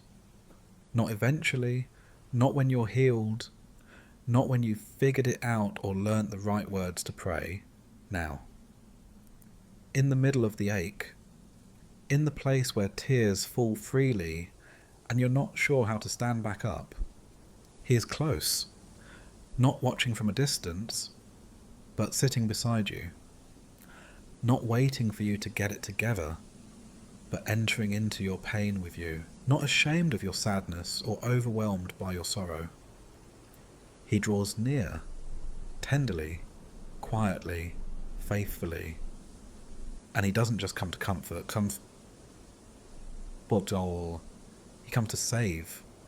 He saves those who are crushed in spirit. That word crushed speaks of total exhaustion. A soul flattened beneath the weight of life, too tired to rise, too hurt to speak, too disoriented to know what to do next. And into that brokenness, God moves not with condemnation, but with compassion. He does not scold you for being weak. He does not withdraw because your faith feels faint. He reaches down like a father who lifts a crying child into his arms and whispers, I've got you. The closeness of God in heartbreak is one of the most sacred mysteries of faith, because He doesn't always take the pain away immediately, but He joins us in it. And His presence becomes the proof that even here, even now, we are not abandoned. Think of Hagar, alone in the wilderness, after being cast out and left to wander with her son. She believed she would die. She believed no one saw her. And then God came. He spoke her name, and in her awe and wonder she declared, You are the God who sees me. Think of Job, covered in sores, grieving the loss of everything he held dear. His friends offered lectures, but God gave him presence, showing up in a whirlwind not to answer every question, but to remind Job who he was. Think of Jesus in the garden, his soul overwhelmed with sorrow to the point of death. He was not rescued from that agony, but angels came and ministered to him. The Father was near. This is who God is, not a distant judge, but an ever-present help. A healer who comes close to the wound. A shepherd who carries the lamb too weak to walk. And that closeness changes things. It doesn't erase the pain, but it gives the pain purpose. It doesn't always change the situation, but it changes you. It brings comfort where there was despair. It brings hope where there was none. It brings stillness, even when the storm doesn't pass right away. Because suddenly, you're not alone, and in time, that closeness begins to restore what was broken. He binds up your wounds, he lifts your head, he breathes life into places you thought were gone forever. He weeps with you, but he also whispers resurrection. He doesn't just sit in your sorrow, he gently begins to lead you out of it. Not quickly, not harshly, but faithfully, tenderly, day by day, breath by breath. So if your heart is broken tonight, if you feel lost in the shadows, unsure whether the light will return, know this: he is with you, right now, right where you are. You don't have to search for him. You don't have to perform for him. You don't have to explain yourself to him. You only have to let him come close. Let his presence surround your silence. Let his love meet your ache. Let his promise hold your fragile soul. You're not too broken. You are not too far gone. You are seen. You are known. You are held. The Lord is close to the broken-hearted, and he's not going anywhere. There are some nights when you lie awake, not because your body is restless, but because your mind will not be still. Thoughts circle like vultures, old fears, new worries, unfinished prayers. You try to close your eyes, but your soul won't settle. You try to breathe deeply, but peace feels just beyond reach. You feel tired, but not at rest, worn down, but not restored. And into that kind of night, Psalm 23 comes like a balm. The Lord is my shepherd, I shall not want. He makes me lie down in green pastures. He leads me beside still waters. He restores my soul. These are not just poetic lines. They are promises. They are invitations. They are truths strong enough to carry the weight of your weary heart. Because if the Lord is your shepherd, then you are never without care, never without direction, never without presence. A shepherd is not a distant figure. A shepherd is near, always watching, always guiding, always protecting. The shepherd knows the sheep individually, not just as part of a flock, but by name, by behaviour, by need. And the sheep, they do not have to understand the path ahead. They only need to trust the voice of the one who leads them. And that's the miracle. The shepherd leads. He doesn't push. He doesn't shout from a distance. He walks ahead, gently calling, inviting you to follow. Even when you're tired, even when you're unsure, even when you're limping or dragging or barely moving at all. He makes me lie down in green pastures. Sometimes the shepherd knows we need rest even before we do.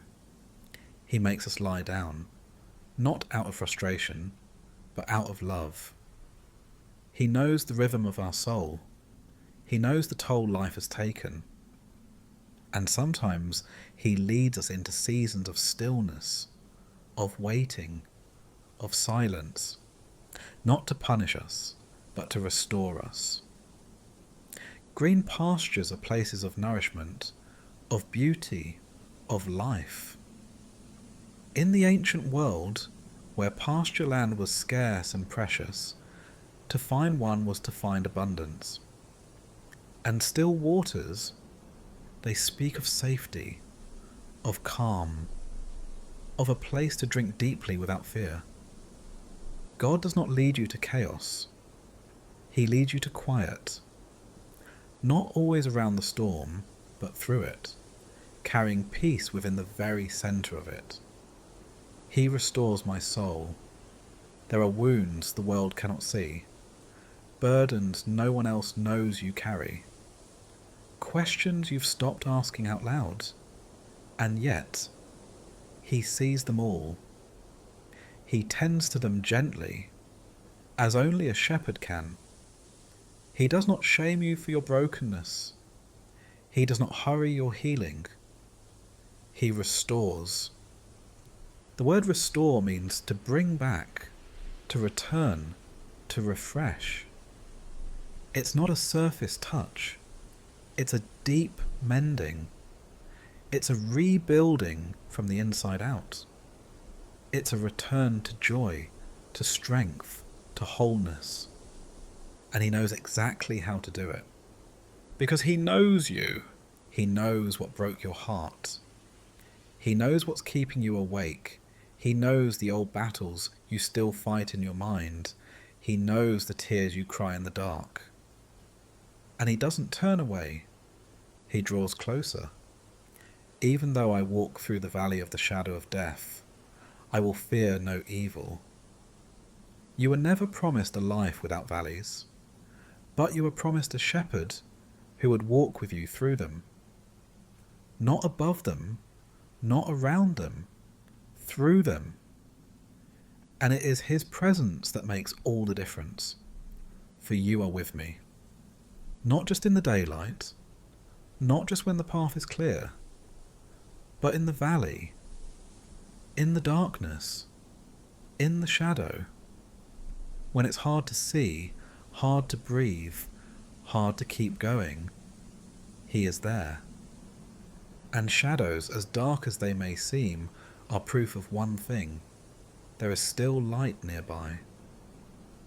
Your rod and your staff, they comfort me. The rod protects, the staff guides. God is not only gentle, he is strong. He defends you from what you cannot see. He steers you away from what would destroy you. He uses his strength not to harm, but to hold.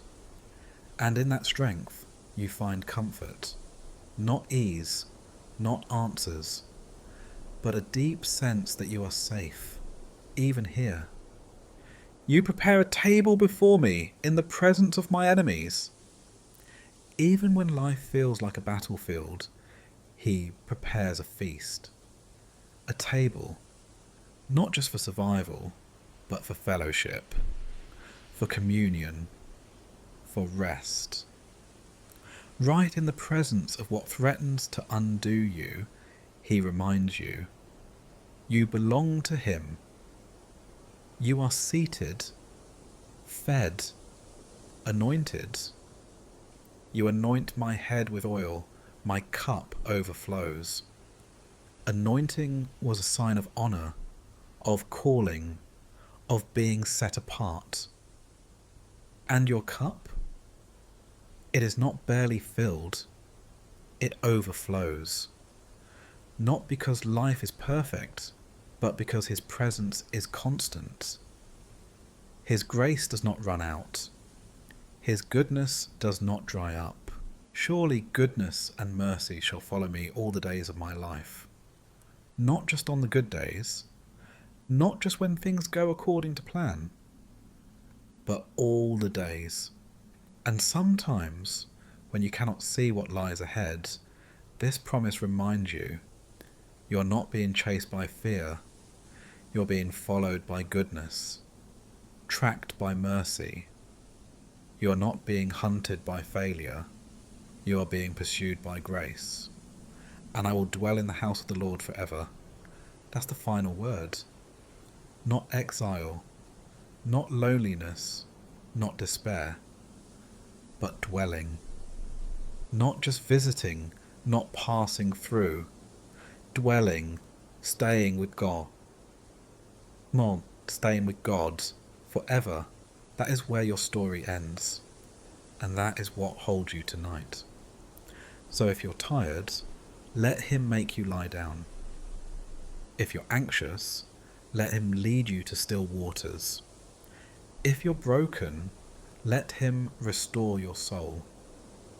He is not just a shepherd, he is your shepherd, and you will not want.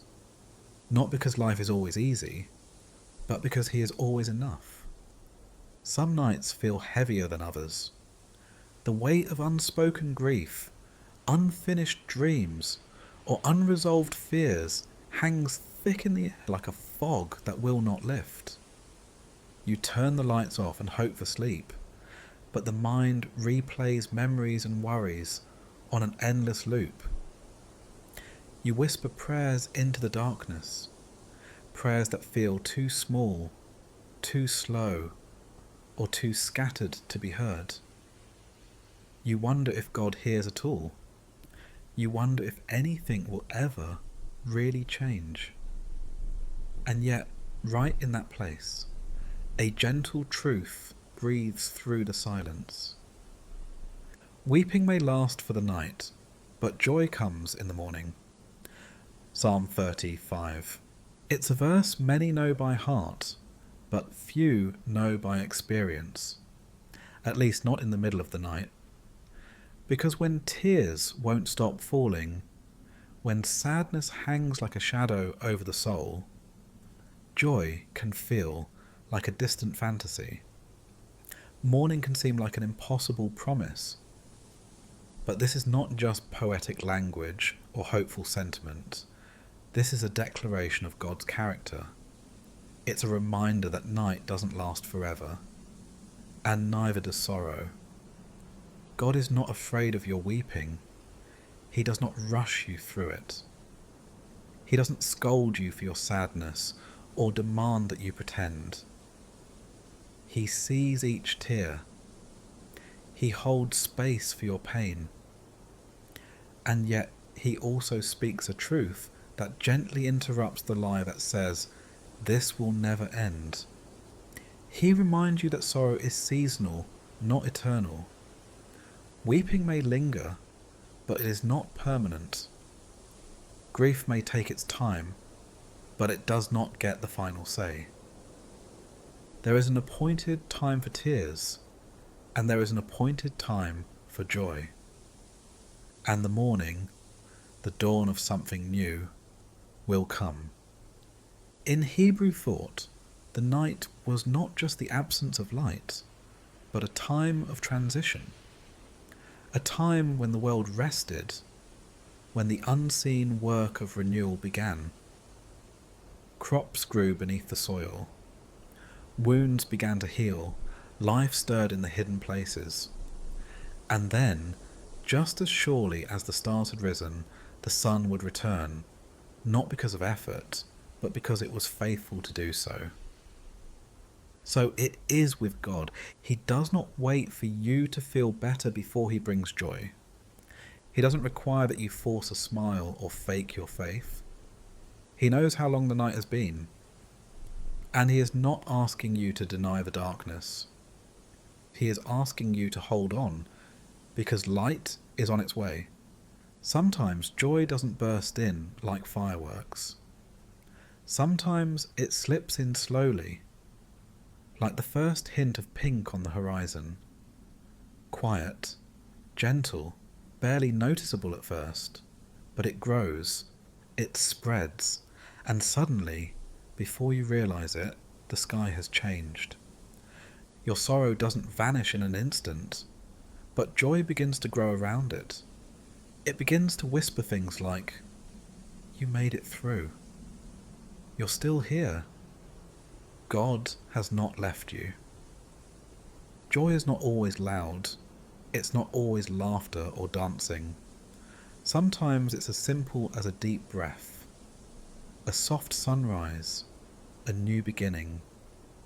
It's the peace that comes without explanation, the strength that rises when you thought you had none left, the laughter that surprises you after weeks of tears, the sense that, somehow, you are being carried.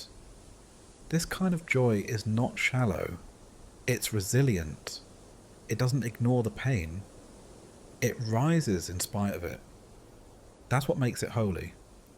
We often think of joy as the opposite of sorrow, but in God's kingdom, they sometimes walk together. He doesn't wait for sorrow to pass to bring joy. He sows joy into sorrow. He waters it with his presence. He grows it in the soil of endurance, and in time, it blooms. Joy is the declaration that pain does not have the last word. It's the proclamation that God is not done. It's the quiet courage to keep going, even when you don't feel like it. And it's not something you have to create. It's something He gives. Psalm 126:5 says, "Those who sow in tears will reap with songs of joy." That is not wishful thinking. That is a promise. Your tears are not wasted. They water the ground for something sacred to grow. So if tonight feels like a valley, a wilderness, a long road with no clear end, don't give up. Don't believe the lie that it will always be this way. Don't let the darkness convince you that the light will never return. The morning is coming. It may not come on your schedule. It may not look how you imagined, but it will come, because your God is faithful. He who watches over you does not sleep. He who promises comfort will not forget. And he who carried you into this night will carry you through it. Joy comes in the morning. Hold on to that truth. Let it be the song you sing, even through tears. Let it be the candle that flickers in the dark, refusing to go out. Let it be the anchor that holds you when emotions fail. Because your shepherd is still leading you. Your Saviour is still with you. And your morning, your joy, is nearer than you know. Rest now. Let the weeping come if it needs to. Let your soul speak honestly. But know that beneath it all, joy is already on its way. And when it comes, you'll see, the night, though long, did not win. Because the God who held you in the weeping is the same God who will meet you in the dawn. In a world where everything moves quickly, where expectations run high and rest is often seen as weakness, many walk around with a silent weight on their shoulders, a weight they carry alone. It's not always visible, it doesn't always make a sound, but it's there. The sense that they must keep everything together, that they cannot fall apart, that they have to be strong for everyone else. But in Matthew 11:28-30, Jesus offers a different invitation, one that cuts through the noise of striving and speaks directly to the soul that is tired of carrying too much for too long. Come to me, all you who are weary and burdened, and I will give you rest. Take my yoke upon you and learn from me, for I am gentle and humble in heart, and you will find rest for your souls. For my yoke is easy and my burden is light. This is more than comfort. This is a rescue, not just from exhaustion, but from the lie that you have to carry it all alone. Not just from burnout, but from the belief that your worth is measured by what you can bear. Come to me, he says. The invitation is personal. It is not a rule, not a ritual, not a religious performance. It's a relationship. Jesus doesn't demand that you clean yourself up first. He doesn't wait for you to prove yourself. He doesn't ask you to figure it all out before approaching him. He simply says, come, just as you are, with your weariness, with your burdens, with your confusion, your disappointment, your aching heart. Come with the parts of you you hide from others. Come with the pieces you wish were whole. And he doesn't just offer rest for your body, he offers rest for your soul. That kind of rest is deeper than sleep. It's deeper than a day off, or a break from work, or even time away from responsibility. This rest is the kind that reaches into the deepest parts of who you are, the places that have been striving, proving, pretending, the places that have been longing to hear, it's okay, you're safe now, you don't have to carry this anymore. When Jesus says, "Take my yoke upon you," he's using a farming image. A yoke was a wooden frame that linked two oxen together so they could pull a load as a team. And here's the key. When a younger, weaker ox was yoked to an older, stronger one, the stronger ox would carry the bulk of the weight. The younger ox didn't pull alone. It simply walked alongside, moving with the strength of the one who bore the burden. This is what Jesus offers you. Not a life free of work, but a life free of striving alone. He offers partnership. He offers presence. He offers to carry what you cannot. And he says, "Learn from me, for I am gentle and humble in heart." This is not the voice of a taskmaster. This is not the tone of someone keeping score. This is the tender voice of a saviour who kneels beside you in the dirt and says, "Let me help you." He is gentle with your wounds. He is patient with your progress. He is kind toward your failures. He is humble, never condescending, never cold, never distant. And the burden he gives, it is light. Not because life will always be easy, but because he carries the weight of it with you. You are not alone in the load. You don't have to be everything for everyone. You don't have to keep performing to be loved. You don't have to keep pushing until you break. You can rest, you can breathe, you can let go. There is something sacred about surrender. Not the kind that means giving up, but the kind that means placing what you cannot control into hands that are stronger, wiser, and infinitely more loving than your own. That's what this invitation is. Not weakness, worship. It's trust in action. It's saying, "Jesus, I can't do this on my own. I wasn't made to." And when you say that, he doesn't turn away. He draws near. He does not scold your exhaustion. He honours it with his compassion. He doesn't look down on your limitations. He meets you in them with mercy. His rest is not escapism. It's not avoidance. It's a deep, rooted peace that says, even if the storm doesn't stop, I am secure because he is with me. You can be still in his presence. You can stop pretending. You can stop comparing. You can stop hustling for worth. Because you already have it. You're already loved. You are already seen. You are already known. And still chosen.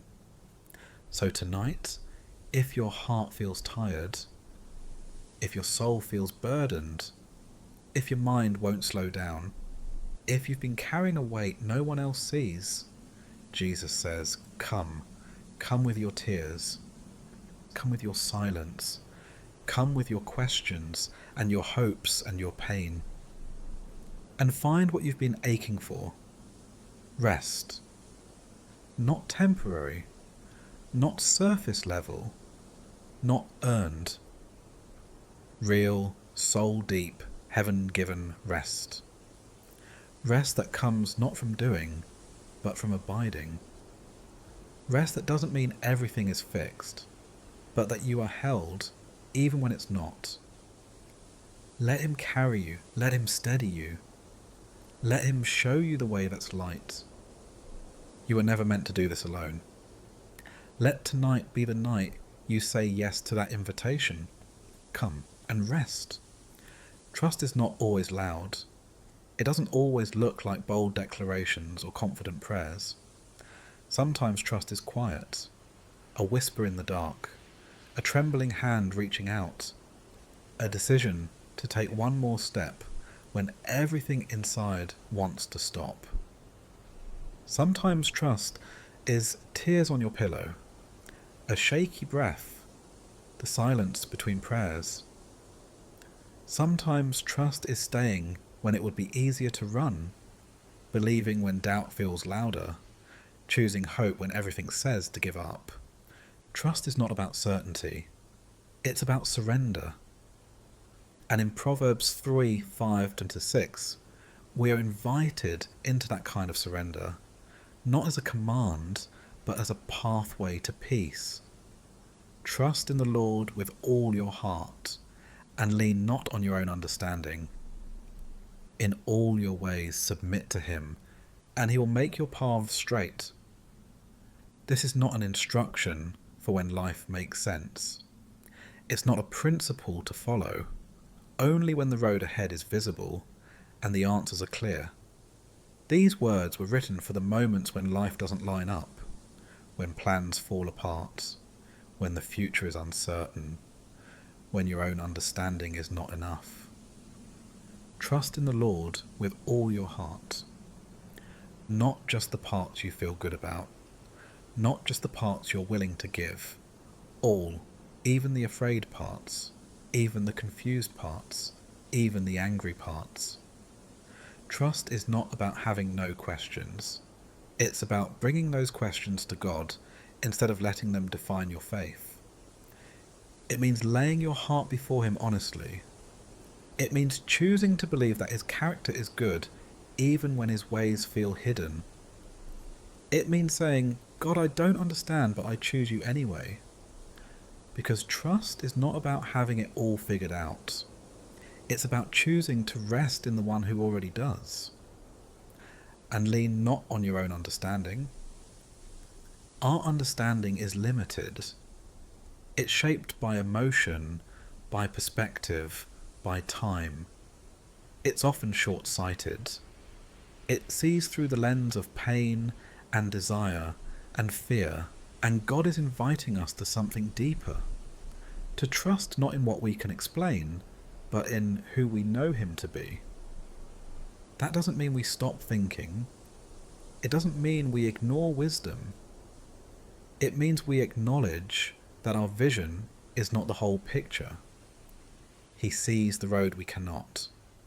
He knows the story we're still living. He holds the future we're walking toward. And when he asks us to let go of our understanding, it's not to leave us in the dark. It's to lead us into the light, into his plan, his wisdom, his timing. In all your ways, submit to him. Not just in some, not just when it's easy, not just in the big, obvious moments. In all your ways. In the choices, the relationships, the fears, the hopes, the places where you feel stuck, and the places where you feel strong. Bring them all to him. Open your hands, surrender the outcomes, let him lead. Submission doesn't mean loss. It means alignment. It means saying, God, you know better. I trust your heart more than I trust my plan. And the promise that follows? He will make your path straight. Not always smooth, not always short, but straight, clear in purpose, steady in direction. A path you can walk without fear, because he is the one who laid it. A path that leads through valleys and over hills, yes, but always with him by your side. This is not a promise that you will never feel lost. It's a promise that you will never be alone. The God who calls you to trust is the God who stays with you. He doesn't stand at the finish line shouting directions. He walks beside you, guiding, correcting, encouraging, providing. Even when the road winds, even when the sky is cloudy, even when you feel like you're going in circles, he is there. And he is faithful. So what does trust look like in the everyday? It looks like starting your morning in prayer instead of panic. It looks like choosing forgiveness when bitterness feels safer. It looks like resting when the world says hustle.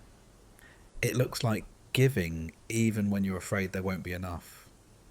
It looks like believing God still has good things ahead for you, even when the past has been hard. It looks like showing up with your broken pieces and saying, "Here I am, God. I don't have much, but I'm yours. And he receives you, not with judgment, not with disappointment, but with open arms. Because trust is not a test you pass, it's a relationship you build. And he is not asking for perfection, he is asking for your heart. Tonight, if your mind is spinning with questions, if your heart is tired from trying to make sense of everything, let this be your prayer. God, I don't understand, but I trust you. I don't know what tomorrow holds, but I know you'll be there. I don't have the map, but I know you'll lead me. And that's enough. That's always been enough. So breathe deep. Let go of what you can't control. Stop trying to figure it all out. And rest in the truth that the God who made you loves you. He is guiding you. He is with you. And he is worthy of your trust. All of it. There's something sacred about waiting, though most of us don't see it that way. We treat waiting like a problem to be solved, a season to escape, a delay we have to endure. We measure time by what we haven't received yet, what hasn't happened yet, what still feels far off. But Scripture paints a very different picture of waiting, not as wasted time, but as a holy space where God does some of his deepest work. In Isaiah 40:31, we read this promise. But those who wait on the Lord shall renew their strength. They shall mount up with wings like eagles. They shall run and not be weary. They shall walk and not faint. It's one of the most beloved verses in all of Scripture, but it's easy to miss the key. Those who wait, not those who rush, not those who strive harder, not those who figure everything out, but those who wait. This kind of waiting isn't passive. It's not aimless. It's not empty. It is active. It is the posture of a soul that says, God, I choose to believe you are working even when I cannot see it. Waiting on the Lord means anchoring your hope not in an outcome, but in his character. It means slowing down enough to remember that he is faithful. It means resisting the urge to make something happen in your own strength, and instead surrendering to the one whose timing is perfect. And when we wait like that, something beautiful happens. We are renewed, not just kept going. Renewed. That word means refreshed, restored, made strong again, like the way the earth softens after rain, like the way the body heals with rest, like the way the spirit rises again after it has felt crushed. It's not just about surviving the waiting, it's about becoming someone new in the middle of it. Because waiting is not just the space between promise and fulfillment, it's where God forms us, where he teaches us to listen, where he strips away the noise, the idols, the illusions of control, and brings us back to the one thing that matters, himself.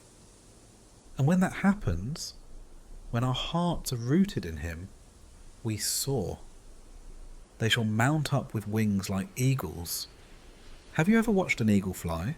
It doesn't flap and struggle like smaller birds. It waits for the wind, then stretches its wings wide and lets the current carry it. There is power in that stillness, strength in that surrender. The eagle rises not by effort, but by positioning, by learning to ride the wind that's already moving. So it is with those who wait on the Lord. They are not frantically chasing answers or outcomes. They are watching for the wind of his Spirit. And when it moves, they rise, not with stress, but with grace. They run, do not grow weary. They walk and do not faint. Some seasons feel like flying. Breakthroughs, joy, momentum. It feels like everything is finally coming together. But some seasons are not like that. Some are more like walking. One slow step at a time. No adrenaline, no wind beneath your wings, just faithfulness. And even there, especially there, God promises to give you strength. You may not be soaring, you may not even be running, but if you are walking, still choosing Him, still following, still trusting, that is sacred. That is strength, because strength isn't always dramatic. Sometimes strength is just continuing to believe, continuing to show up, continuing to worship through tears, continuing to say, God, I trust you, even when it feels like nothing is happening. And the truth is, something is happening, even when you don't see it, even when you don't feel it, even when the waiting stretches longer than you ever imagined. God is never still. He is never late. He is never forgetting you. He is forming you, preparing the path and preparing your heart for what's coming. Sometimes the longer the wait, the greater the glory. The deeper the roots, the taller the tree. The more patient the process, the more powerful the promise. Think of Abraham waiting for a child. Think of Joseph waiting in prison for a dream. Think of Moses waiting in the wilderness. Think of David, anointed king and then hiding in caves. Think of Jesus waiting 30 years before beginning his ministry. God's timeline is not ours, but his ways are perfect, and his strength is available right here in the waiting. So what do you do when you're tired? When you've been praying the same prayer for what feels like forever? When the doors stay closed and the silence stretches? You wait on the Lord, you draw near, you lift your eyes, you remember what is true, even when your feelings say otherwise. You stop trying to fly on your own, and you wait for the wind. And when it comes, and it will come, you will rise. You will move again. You will see the fruit of your faith. You will run and not be weary. You will walk and not faint. And you will look back on the season that once felt like a desert and realize that was where your roots went deep. That was where your soul was shaped. That was where you learned to trust, not in answers, but in the one who holds them all. So tonight, let waiting be worship. Let the stillness become sanctuary. Let the delay become the doorway to something greater. Because those who wait on the Lord will not be disappointed. They will rise. There is a deep and quiet assurance that comes when we remember who God is. Not just in theory, but in our bones. Not just in sermons, but in the silence of our own lives.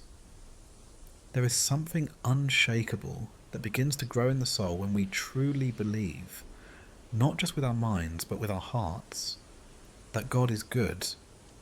Not sometimes, not when things go our way, not only when prayers are answered quickly or when doors open easily, but always. Psalm 105 says, "For the Lord is good, and his love endures forever. His faithfulness continues through all generations." This verse is not dependent on circumstances. It's not a declaration made after everything turned out exactly as hoped. It's a truth that stands, even when life doesn't make sense, even when prayers are met with silence, even when you're walking through a valley and the sun seems hidden behind clouds of uncertainty. Still, the Lord is good. That's the kind of truth we need at night, when the world is quiet and the noise of our own thoughts feels louder, when fear tries to rise, when regrets and questions come without invitation, when we wonder if we've missed it, if we're behind, if things will ever change. In those moments, the goodness of God is not just a comfort, it's an anchor. It's what steadies the soul when everything else feels fragile, because goodness is not something God does occasionally. It is who He is eternally. Even when the path winds through hardship, even when healing is slow, even when hope feels thin, He is still good. His love endures forever. That word, endures, means it doesn't run out. It doesn't change based on your behaviour. It doesn't fade when you feel far. It is steady, like the rising of the morning sun. You may not always feel it, but it remains. And His faithfulness, it's not a one-time gesture. It's not a fleeting kindness. It is a constant presence, passed down through generations. He was faithful to Abraham, to Ruth, to David, to Esther, to Mary, to Paul, and He will be faithful to you. When everything changes, God remains. When people come and go, God remains.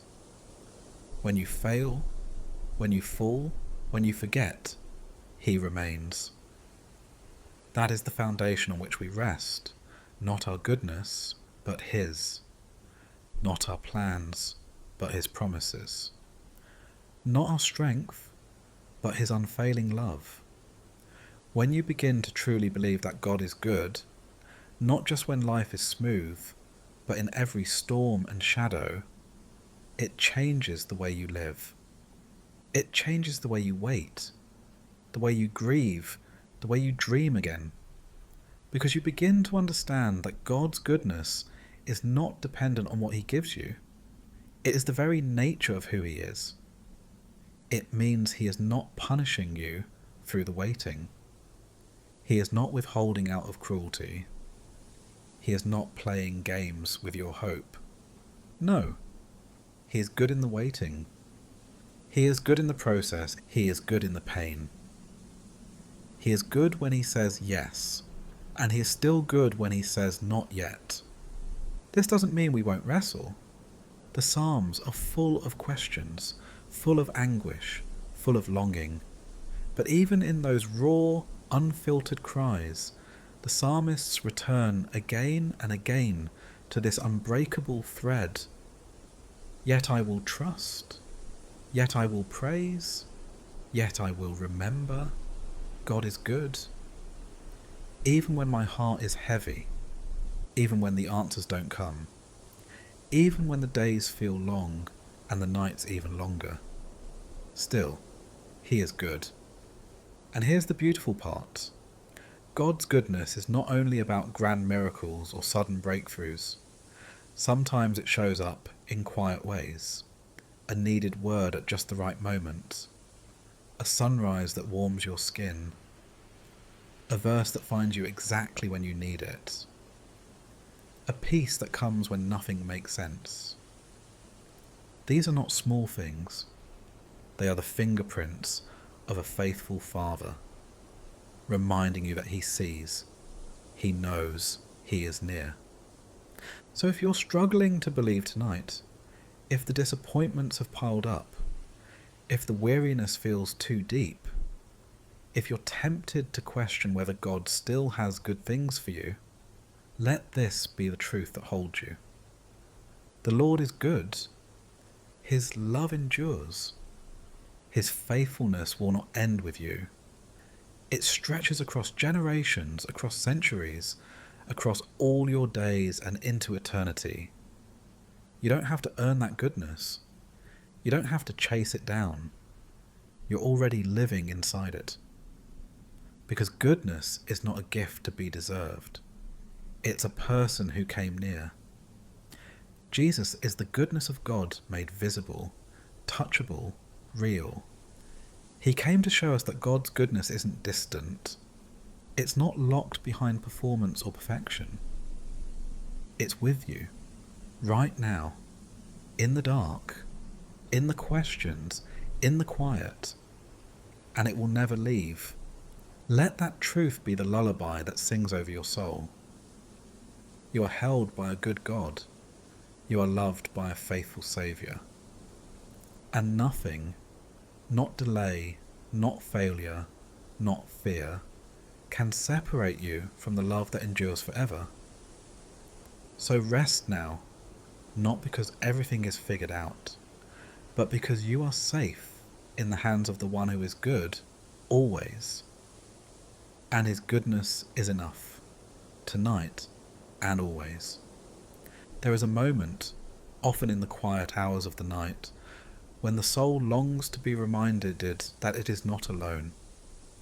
A moment when all the striving has stopped, when the noise has settled, and what remains is the deepest cry of the heart, God, are you here? The good news, the everlasting truth, is that you are not alone. You never have been, and you never will be. The final promise of Scripture is not simply about heaven or eternity or restoration. It is the promise of God's presence. Over and over again, he speaks this assurance to his people, I am with you. It is the thread that weaves through the entire story of redemption, from Genesis to Revelation, from the garden to the throne. His presence is not a side note to the gospel. It is the gospel. Jesus himself, before ascending into heaven, left his followers with this truth. And surely I am with you always, to the very end of the age. Matthew 28:20. Always. Not occasionally. Not only when you feel worthy. Not only on the mountaintop or in the sanctuary, but in the mundane and the broken, in the sleepless nights and the uncertain mornings, in the victories and in the valleys, always, to the very end. Even when it feels like the end of your rope, even when you think your faith has run out, even when your prayers sound more like sighs, he is still with you, and he will be. When you're filled with joy, he is there, rejoicing with you. When you're overwhelmed with sorrow, he is there weeping with you. When you're walking in clarity, he is guiding you. When you're stumbling in confusion, he is holding you steady. There is not one step of your life's journey that escapes his awareness or concern. He is the God who goes before you, the God who walks beside you, the God who watches behind you. He surrounds you completely, perfectly, eternally. This is the hope that holds through every season, that you are never without him. When Moses trembled at the burning bush, unsure he was enough for the task ahead, God didn't give him a roadmap. He gave him a promise. I will be with you. When Joshua stood at the edge of the promised land, stepping into uncharted territory after years in the wilderness, God said, do not be afraid, for the Lord your God will be with you wherever you go. When David penned the words of Psalm 23, he didn't only write about green pastures and still waters. He also wrote, even though I walk through the valley of the shadow of death, I will fear no evil, for you are with me. This is the confidence of every weary saint, of every soul searching for comfort in the dark. God is with me, right now, not just in memory or in theory, but in presence, in real, tangible, breath on your cheek closeness. And he is not with you as an observer. He is with you as a helper, a comforter, a shepherd, a father. He holds your hand when you're too weak to walk.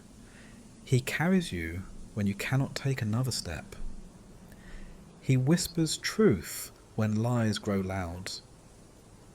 He sings over you with love when your song has run dry. He shields you from what would destroy you. He shapes you gently in the waiting. He stays when others leave. And when you walk through fire, he does not watch from a distance. He walks through it with you. Isaiah 43 says it plainly. When you pass through the waters, I will be with you. And when you pass through the rivers, they will not sweep over you. When you walk through the fire, you will not be burned. The flames will not set you ablaze. For I am the Lord your God, and you are precious and honoured in my sight. That is who you are to him. Precious, honoured, loved. You're not just one of many. You're deeply seen, completely known, forever held, even when you feel distant, even when you've made mistakes, even when your heart is filled with more questions than answers. God doesn't draw close to you because of your goodness. He draws close because of his. He made a promise, sealed by his own blood, that he would never leave you nor forsake you. And there is nothing, not sin, not sorrow, not silence, that can separate you from the love of Christ. Romans 8 declares it with unshakable certainty. For I am convinced that neither death nor life, neither angels nor demons, neither the present nor the future, nor any powers, neither height nor depth, nor anything else in all creation, will be able to separate us from the love of God that is in Christ Jesus our Lord. Nothing, not even your doubt, not even your fear, not even your weakness, he is with you. So as this night unfolds and you settle into sleep, let that be the truth that holds you. You don't have to figure everything out. You don't have to be strong enough. You don't have to carry the weight of the world, because the one who holds the universe holds you. And he is near. You are not alone in the dark. You are not forgotten in the silence. You are not too far gone. You are beloved. You are chosen. And you are never, ever alone. He is with you to the very end and beyond. So breathe deeply. Let go of the fear. Let go of the shame. Let go of the pressure to hold it all together. You are already held, safe, secure, seen, known, forever wrapped in the presence of a God who has always been there and always will be,